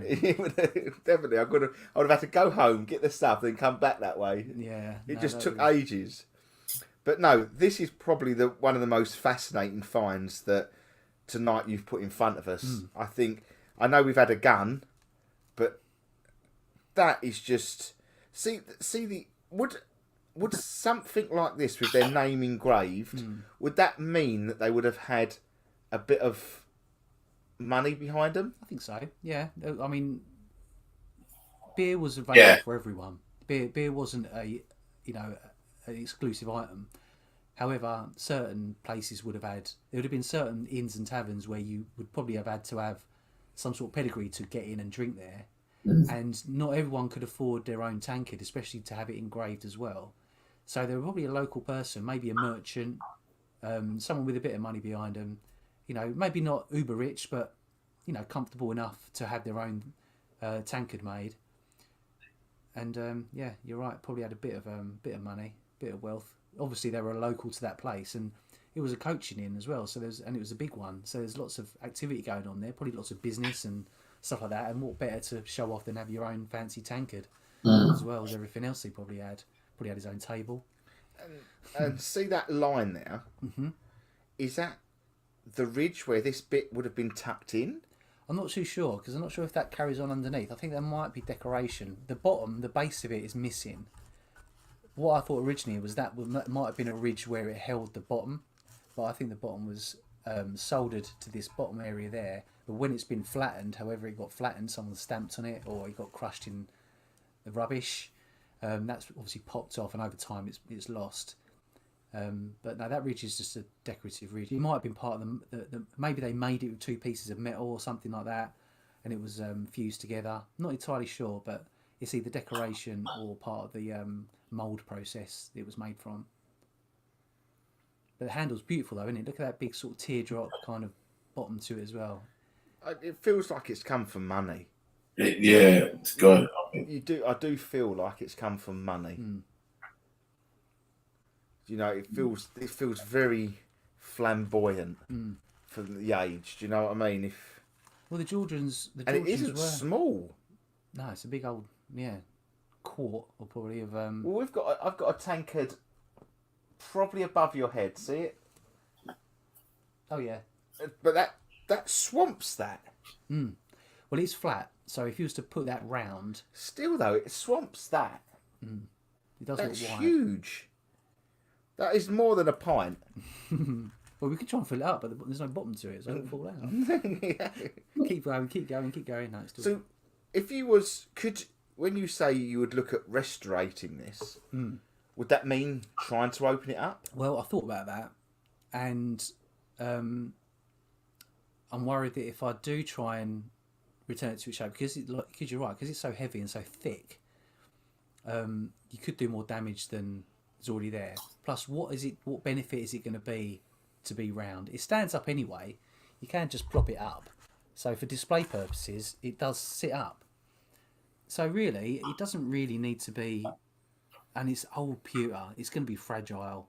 If I broke that or split it, and there's no undo button, unfortunately, in this world, so I'd feel gutted if I cracked it or something like that. If I can just get the names off, which I have done, apart from the first name's still a bit ambiguous, then I think it's nice in its current state, because it shows that it's had a journey, a life of its own. It somehow left the pub, God knows how, ended up in a dust cart or on this street, maybe got, I don't know, like swept into the Thames, or however it got there, who knows. And then I found it 250 years, 200 years, maybe a bit more, whatever, afterwards. So if you made it look brand new again, it would lose that certain appeal. So I think I'm going to leave it as it is, because I don't want to risk breaking it, really, apart from all the romantic stuff of it being, a find. But yeah, you go to a museum and things aren't in immaculate condition, are they? You've got bits and things hanging off of them all. They're all because they're antiques and they're old and they've been dug out of the ground. So I think it's it's not. I don't want to risk it. Wouldn't risk it for a chocolate biscuit. No, not even that. What are you getting from it, Uncle Simon? I just get that it's money. I do get to think that there's money with that. And pretty high standing guy as well. Pretty. I can't help but think. No, he's known. Oh, he was known. This guy. He was known. Yes. I can't help but think it was sort of like Oliver Twist. Yeah, could be. Like that in the the scene. Please. Yeah, I want some more. Yeah, but sort of in the pub, weren't they? Who was the woman? Nancy. Where there's that sort of pub feel where they're banging their. Yeah, that's exactly what it was. Yeah, I mean they weren't a rare, but then that early, because it's an early one. The Victorians, they made hundreds of them, but the Georgian ones are slightly rarer. And size right, you would have had to have a few feet behind you to have afforded that, especially to have it engraved. Yeah. I would have flamboyant guy. This was like a dandy. Yeah, like gentleman, like an actor almost type. That sort of type. But yeah. Well, got any vibes on that first name? Anyone? I still think it's James, but I'm looking at it. I can't see Samuel. We're not talking about reading it, are we? We're talking about getting a feeling for a name. Yeah, I know, but I can't see Samuel. I can't see an M. J-A-M. You just said what? no, I can't see an M. Well, it's very close, isn't it? Sam and James and Samuel James. It could be either or. Where's an S? Or it'd be The swan. Where's the swan? Well, that does look like an S. The same as the swan, Simon. Yeah. Mm. So I have to give you that as well. Mm. Mm. Well, Samuel can be easily shortened, can't it, as well? Yeah, Sam. And yeah. that would have been probably more... Short. It was a shortened version of his name. Yeah, and were people called Jim in the Georgian era? Or was Jim a later nickname?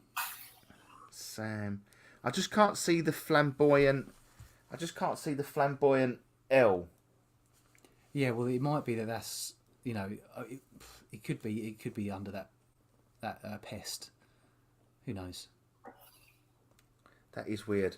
Right, I'm going to just take you off of that because my hand is hurting. Let's go back to that. Just for a minute. And I'm going to put that one back up. Wrap that one back up to the side. And that that's probably one of the most. To be fair, for all the bits that we've done with you in time, that is probably the most.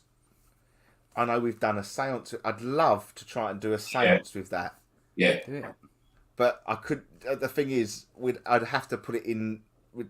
The thing is, if it starts kicking off like that gun did, it'd have to be removed from the table because it just caused carnage. Yeah. I'd love to see that, to see what that did in a séance. I don't think that would cause the same kind of carnage because I think that his personality would be different. The person who owned that mug was flamboyant. Or maybe he might be a bit vocal as well. Then if he's Yeah, flamboyant, he probably would. You might want to communicate. Have you done a Google on him? I did, but I couldn't find anything. No. Because, there are James Bishops and Samuel Bishops. There's tons of them actually on Find My Past. But what you need is really a connection to the pub, the White Rose. There's no connection just yet. He wasn't the landlord. He was obviously a patron. Swan. So, sorry, yeah, White Swan. I wonder why you said Rose. Yeah. White Rose. It's another name of a pub, isn't it? That might be a link though. Yeah. His wife was called Rose. Yeah, maybe. Yeah. Maybe it's Rose Bishop. And we're all looking at it as a man. It could be a woman. Yeah. No. yes. Oh, we said that as a meaningful. Right, come then. Let's move on to our next bit. Okay. This is a Christmas cracker. Surprise! Is this the ultimate or not the ultimate? Well, they're both ultimates. They're both ultimates. But Yeah, this that is just- one's probably, I don't know. They're both. I can't really tell the difference. That's really cool. They're both cool. Right, I'm going to open it first.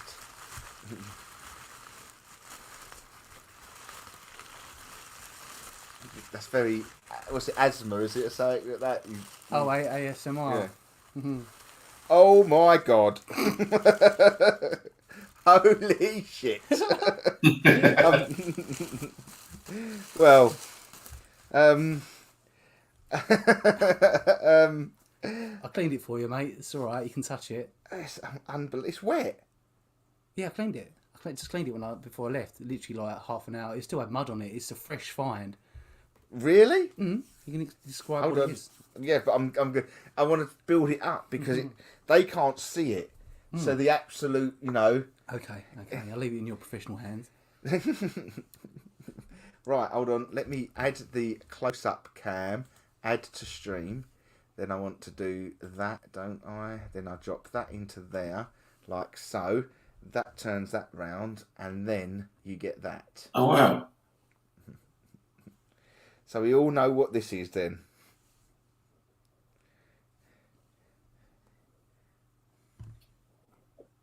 Yeah. So Now, are we that's talking human Yes. yeah. It's a tibula from your leg? from your leg. It's the bit where when you can feel your shin bone. You know that little ridge along the bottom of your leg or your thigh. The front of your foot basically. Everyone's got a shin bone, haven't they? They can feel. Well, that's what that is there. That's your shin bone. That's the front of. Well, that's someone's left leg. I worked it out. It's a left leg. Oh, God. Wow-wee. Wow-wee. This is amazing. And what's interesting about it as well is I believe there's trauma here. Didgeridoo. Well, you can actually. When I was cleaning it out, the inside was full of mud, and it does hold water. So I think you should do a shot out of it later. Shot out of it. Holds water in there. Oh, Have a shot out of the leg. that is amazing. Now, How old do you reckon? Last week. If it would probably be 1850, maybe 1820, that sort of era. Just by looking at the wear, the colour, where it was found as well. Could have been. Can you see the trauma in it? There you go. You're on it. yeah. That's Yeah. good. That's at the top of. That's just below the kneecap. If you think about the kneecap was there, or thereabouts. So it's right, just under your kneecap. Someone's had a wallop there. Now, whether that's the reason they passed away or whether it was done in battle, Could it or happened after? when they were dead, what someone chopping up the butt. I don't know. Maybe. To me, it looks like there's a stab wound there, or something went in their leg. But it could have easily been caught in a piece of, But it's there as well. Yeah, that to me looks like should we get our axe and have a comparison? So imagine if that was like, doof. Yes, look at that. Whether that's not the object that's used. No, but you can see that would be the size and. Yeah, imagine if a dagger or something went in someone's leg. I don't think that's natural. It doesn't look natural to me, but I haven't seen many bones, so. I would say that isn't natural. Well, if they would have had, because they didn't have the best diet, it was all oats and a little bit of pork and stuff if you were lucky. Diet wasn't great, so if they might have had sort of various diseases. That might be that. But yeah, it looks like there was a bit of trauma to just underneath the kneecap, or just slightly 3 inches below it. There's a couple of slices out of it. I suppose we wouldn't know if man or woman. No, you wouldn't know. The only thing you could do to it is have it radiocarbon dated, so you could slice a bit off, send it to university, and tell you the age of it. But that wouldn't tell you the sex of it. I think it's a way of telling. I mean, I think it's possible. Probably. Well, I don't know. It could be either, couldn't it? I mean, if you put it up to your own leg, you can see how different it is in size. It's actually quite shorter. I mean, I'm tall, so for me, it's quite. Well, they were quite small back in them days, anyway, wasn't they? Put your leg up, Russ. Let's put your leg up on the counter. No thanks. Do you want to compare bones? No, I'm not into comparing bones. To be fair, but they said obviously humans were smaller back in sort of. Oh yeah, totally. Yeah, they were. The average height was about 5'4", 5'5", something like that. What do you think, Si? What are you getting from that? Woman. I do. And do you feel that there was wrongdoing with this trauma? You can see it quite clearly. Look, it's amazing. I don't know. But there was lots of physical work going on, and accidents happened all the time. Yeah, but that would have been, if that happened back in them days, that would have been death. Yeah, if it didn't get infected, I mean, you might have even had it removed. What's to say that they didn't have the leg wasn't removed through But the one next to it, so you've got the little one there. It's Long John Silver's missing leg. See, that one there actually feels like something could have scratched down it after. But that massive one there actually has, as if the bone has continued to grow. Well, yeah, I mean, they do repair themselves, don't they? Yeah. It does. It can sort of. That other one doesn't feel like it, but that one there, definitely, it's got like lumps and bumps in it. Mm. It feels very natural. That's very secretive. You don't want to give nothing away. Ryan is saying that is big enough to be an adult. Is that big enough to be an adult? Yeah. Yeah. I would think so. Right. I don't know. Oh, easily. I'll compare it against. Yeah. Yeah, it is. Yeah. It's over a foot, I would say. Yeah. So that's going from your kneecap down. So yeah. Kneecap down to your ankle. Yeah. Yeah. So it's yeah. I don't get any sort of bad vibes from it, Simon. It's secretive. It's not bad. You'd have to work a long time to get. But then there's a bit missing at the end there, look. Well, I thought that as well, but I think that what happens is it Cartilage? the cartilage that would have been nicely sitting on top of it, because obviously, your bones join the cartilage, socket, etc. That not there though, is it? Well, there's going to be. It's been washing around the Thames for, let's say, 200 odd years. There's going to be a little bit that's come away just through deterioration because it's a natural object, isn't it? The bone lasts really well, but where you've got these soft, this is where you get most of your wear and tear, don't you, out of your normal bones. So if the cartilage was to go, then you'd start rubbing away at your actual bone. So it's a bit of a delicate area. So yeah, I mean, it could have been done at some point, but Oh, holy! I'm pressing the wrong buttons. Everything's gone. Are you still there? Yeah. he's on the McDonald's app. He's obviously getting hungry. Everything's gone. I can't do anything for a minute, so I don't really know what to do. I'm here. No, everything's all right. I'm gonna just check. I don't know. Oh, did the internet ghost not like the tibula? I don't know where it's gone. I genuinely don't know where it. Aha! We're back. Goes into my mail.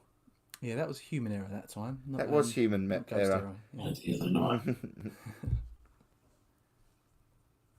Lady of the night. Oh, really? And that's probably got something to do with that scarring. The most this, yeah. That goes deep, doesn't it? Yeah, he does. Okay. That's what she said.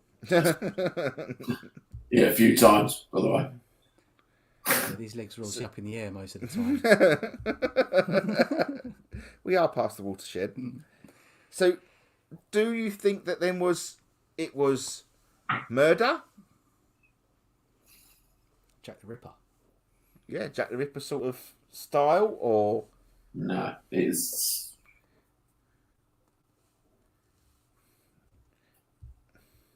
something different. I think they've tried to chop the body up. And I might go by logic with them marks. Things though, they're the wrong way. If you're going to chop a body up, you wouldn't go long ways, would you? You go No. width ways, like a Well, piece of depends. I think somebody. The words I'm getting is pimp teaching lesson.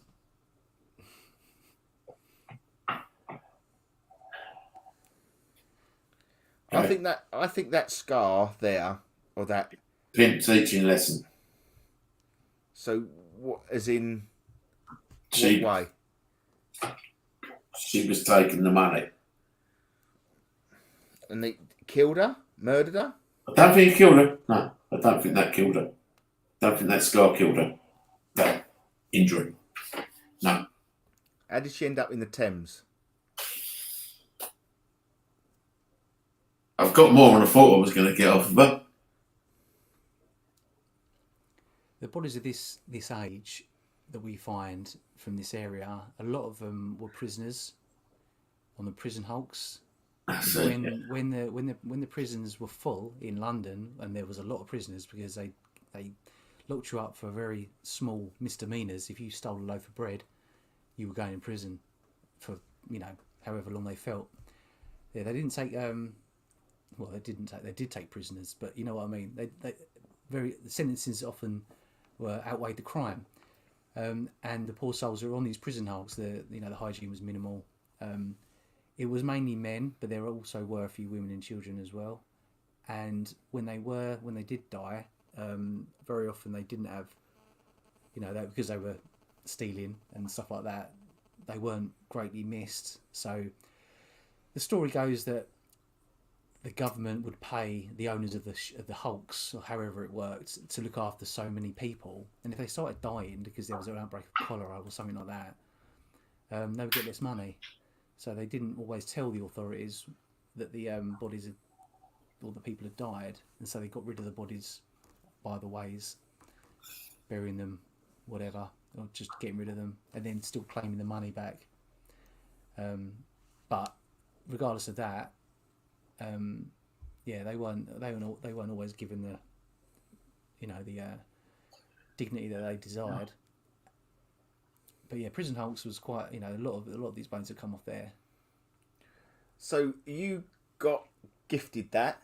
Well, Matt said he didn't want it, so. And what reason? Why didn't he want it? I suppose lots of people don't like human bones, do they? I've got over my sort of weird phobia of it because I've realised that, yeah, I mean, if Ness knew that there's How do you feel? Let's hope Ness isn't watching. I had to hide it in the shoebox. How do Come you in feel a how- shoebox. Do you get any vibes of that? I do feel woman, That's a woman. It's definitely a woman. but I also feel that that scar has something to do with her passing. I really do. Okay. Okay. Because, not that little one, but that long one there, that goes a good 3 or 4, no, about 2.5 inches, 3 inches down the leg. I think in the 1800s, you ain't surviving that.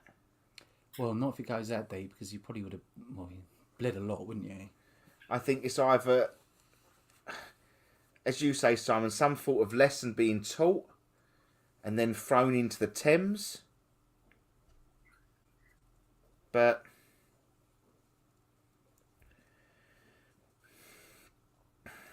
I can't help but say it, and I don't.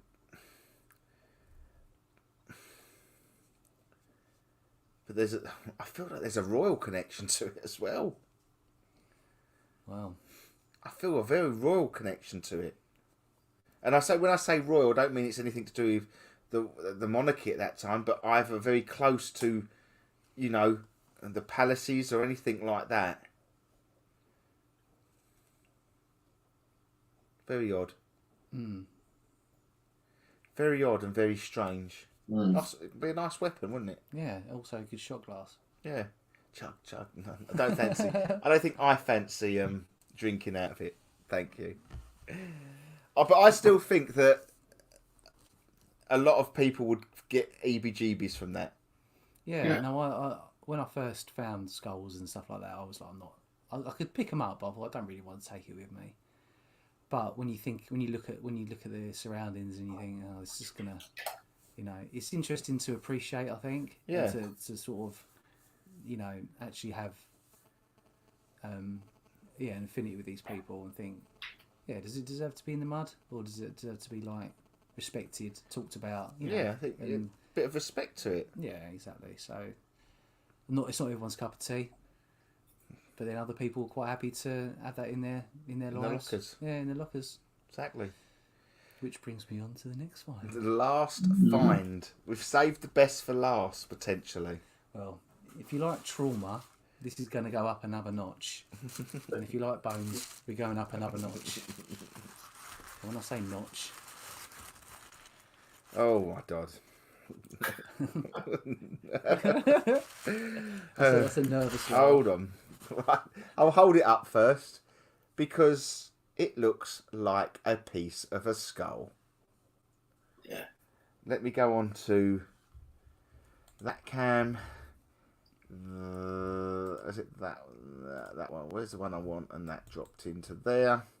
And then we go to there. Oh, yeah. Alright.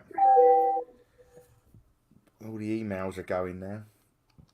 I don't know what we're getting through, but everything's going mad. It's Essex Police wanting to get Yeah. going on. Now, Well, there looks like a lot of trauma on this one.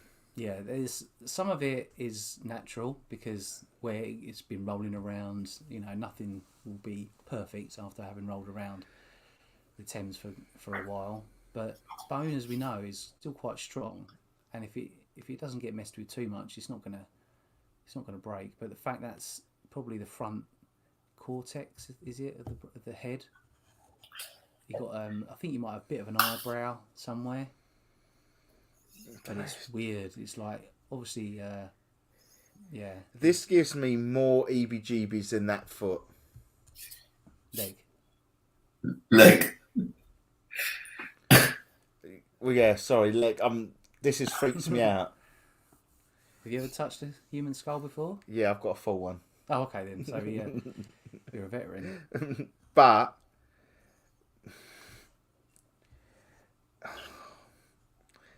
this is this isn't right. Not in the fact we've got a bit of skull. Something is not right. Well, it makes you think, how did it end up in such a small piece? Because other skulls that I found, okay, the jaw comes away because that's only held on by cartilage. I've gone absolutely. Yeah, you got goosebumps have gone. your hair's gone on in. That's weird. It's really made me feel uneasy. Uneasy. That was found in a similar stretch as the leg. I don't think it's I don't think it's the same person. But this person went through excruciating pain. Can you see the marks on the top of the head? I think there's lines on it and stuff. It's like, it doesn't seem like the sort of thing. It does look like. Can you see that, Si? Yeah. Yeah, those. Yeah, that's it. This has been crushed. Could have been stuck between a couple of rocks and pulled away. Over time, but then that's quite an impact, and there's even more. Like, you can see when the light catches it. There's a couple more there, I think. Unless a rat's been gnawing at it. That's a bloody big rat. But even like now, you know, if you did that and hit it, it wouldn't crack. No. That's to get that piece of skull. Oh yeah, they probably would have been bludgeoned. Bludgeoned isn't the word. But it's a little bit like what you were saying last time, Simon, with the leg. This was made of what do you call it? How do you mean? What? Made to as a. Well, it's not very often Russell is lost for words. I can't think of the word I want to make a point of. Oh, you made an example of? Yes. They were made of an example of okay, yeah, so in front of people. Yeah, so something pretty weird. And it's like a Walking Dead kind of stuff. Simon, what you're huffing and puffing? I don't know. It's nasty. The way this person died was horrific. Horrific beyond all imaginary. And what are you getting for the sex? I think woman. I think it's a woman. But yeah. I don't get lady of the night though. No. I haven't asked that question. No.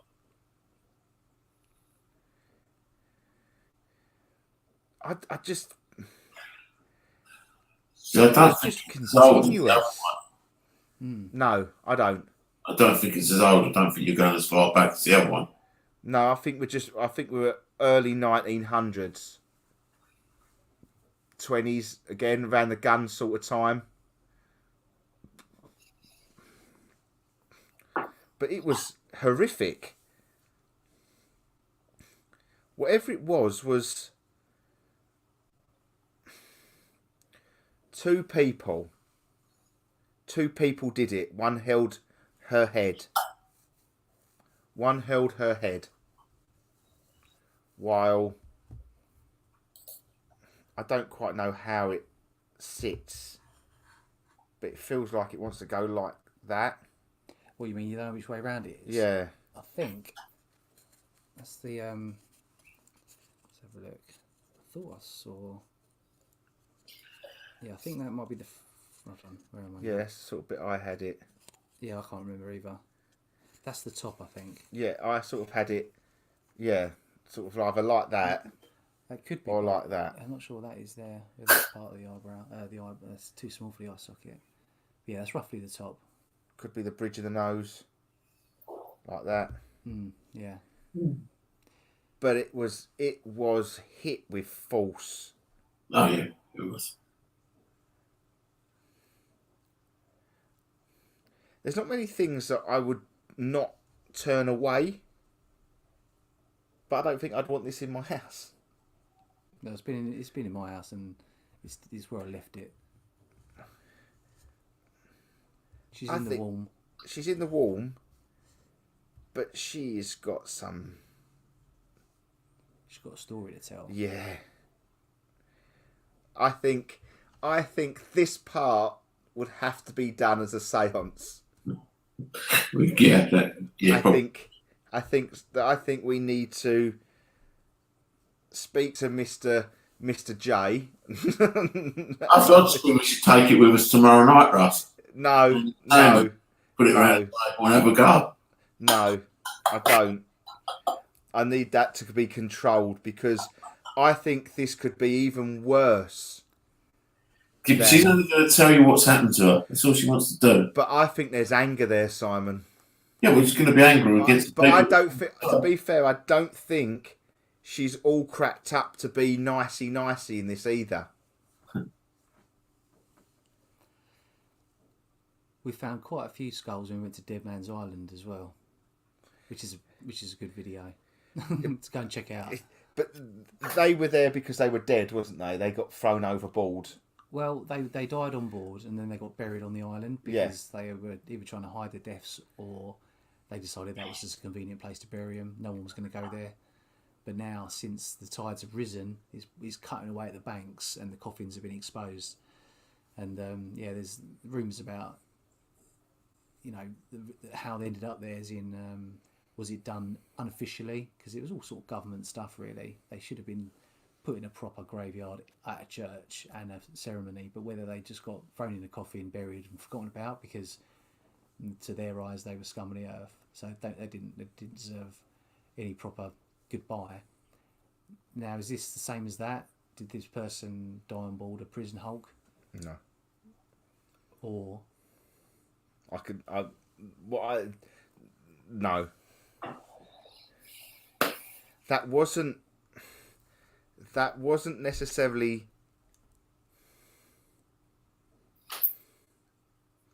That was more outside of town.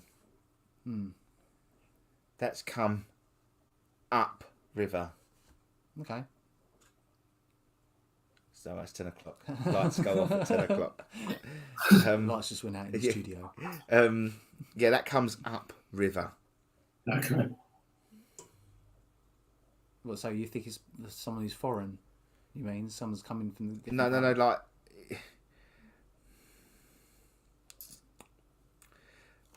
sort of, where you took me to do mud larking. I don't think it's that high up. Mm-hmm. I think we're coming. Well, most of the bones we find are out on the estuary. They're not. I mean, there are some found up in town as well, but most of the bones are found out on the estuary. I'd actually say we're coming.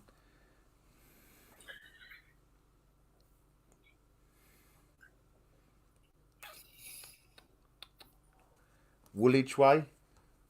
I'm not going to guess where I found it. No. No. This is where I feel like I'm coming back towards us now. Oh right, yeah, it is. It's not the centre of London, if that's what you mean. Yeah, no, but no. She wasn't. She was either.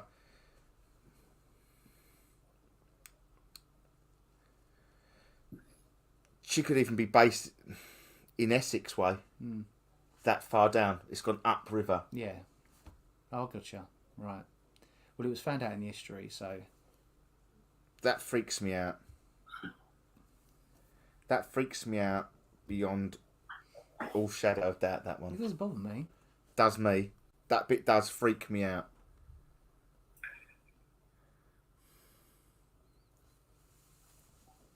I'm going to remove everyone from camera because we have come towards the end of the show. And... that the end bit there with this bit here has definitely really give me the EBGBs, guys. To be fair, it would freak most people out though, wouldn't it? No, but I've got a full one. I have a full one. But this is horrid. Well, I won't come again. But I say it in the terms of The story. both parties are absolutely vile. Okay, yeah, so it's just a Yeah, but an oral argument that ended in being bludgeoned to death. bludgeoned beyond bludgeoned. Yeah. And when you say bricks, I think bricks were used. Well, anything could have been used, couldn't it? No, Not everything- bricks. Oh, right, so yeah, they didn't get on. Didn't get on at all. Simon, last word on you. I'd like to look at. I'd like to feel. I want to feel that. I can't. Right. Mr. Bourne, would you be willing to let us, with you, to hold a séance with this piece of head? Yeah, of course. Right. Whether I'll be there or not is yet to be decided. No, I think you should be there. We will do a We séance might with get to this. keep that bit of skull because you won't want it back. I don't. I is what I'm going to hand it back to Sire. Yeah. And the night in question, I will either collect it or Sire will bring it as if he comes. When are you going to do it? Well, it'll have to be towards the end of November. Okay, you might as well just hang on to it then. Oh, for fuck! Sorry. No, you take it. Leave it in the car if you're that scared. No, because then my car could end up crashing. Okay, this is an American horror show, you know. This is the real world. Si will back me up. Uncle Si will back me up. I will take anything. Yeah. And that doesn't worry me. Alright, okay. If you're happy for me to have it until we do the séance... Well, look, I'll tell you what. You have it, right? If you get any bad feelings or, I don't know, you get tapping on the windows, I'll come and pick it up. Okay. So you got a return policy, right? A return policy. You want it, so have it. Right, ladies and gentlemen, we have come towards the end of the show. I want to thank Si for joining us. Yeah, brilliant. Cheers, mate. You're very welcome. Hope you've all enjoyed it. So just for everyone's benefit, Si, how do they find you? YouTube. Go on YouTube, type in Si Finds, Thames Mud Lark, or just Si Finds, it should come up. Yeah, videos pretty much every Sunday, mud larking in the Thames, finding all these weird and wonderful objects. Be good to see you there. And yeah, we're always looking out for new places to explore. If you've got any suggestions, let us know. We'll come and have a look, see what we can find. And then bring them to Russ and he can get scared. Definitely. All right, wash my hands. I am definitely going to wash my hands. But thank you for everybody that has joined us over on Pulse Talk Radio tonight. We appreciate it very much. We thank everybody that has joined us on YouTube and Facebook. I know we've had a few issues tonight with the Facebook side of things. So I take very much appreciation to that. So thank you ever so much. Thank you for Uncle Si for joining us again. Remember, guys, we are up at Sandwich Guild Hall tomorrow. It wasn't all the binging wasn't before I say tickets. One ticket. Right, okay, one ticket has gone. We have 2 tickets left. That's it. 2 tickets have gone. Okay, 2 tickets have gone. There's only one ticket left. No, 1 ticket left. 2 tickets left. Sorry, stop. I'm confusing myself. It's that bloody piece of skull that has been left here. We have 2 tickets left for Sandwich Guild Hall. So if you want them, get over there tomorrow night. Halloween event. It's the last tickets we have got available for our events this year. We are sold out next week. We are sold out at Shepton Mallet. So it's the last 2 tickets of 2022. So if you want them tickets, book them. And come and see us tomorrow night at the Sandwich Guild Hall. Right, I'm going to love and leave you. We're going to love and leave you. Thank you to everybody over at Pulse Talk. We'll be back next week. Happy Halloween. Happy Halloween. Happy Yeah, Halloween. good Halloween. So take care, everybody that is on Pulse Talk Radio. Take care, and we'll see you next week. Goodbye. All right. Thank you, everybody, for over at Facebook and YouTube. I know it's been a bit of a in and out night. up and down, left, right, and meta. I believe is in and out. But we shall meta. That's what it's called now, isn't it? I think you have to call it. So thank you everybody for joining us tonight on Facebook. We'll see you next week. Take care, everybody. See you later. See you later. Lovers.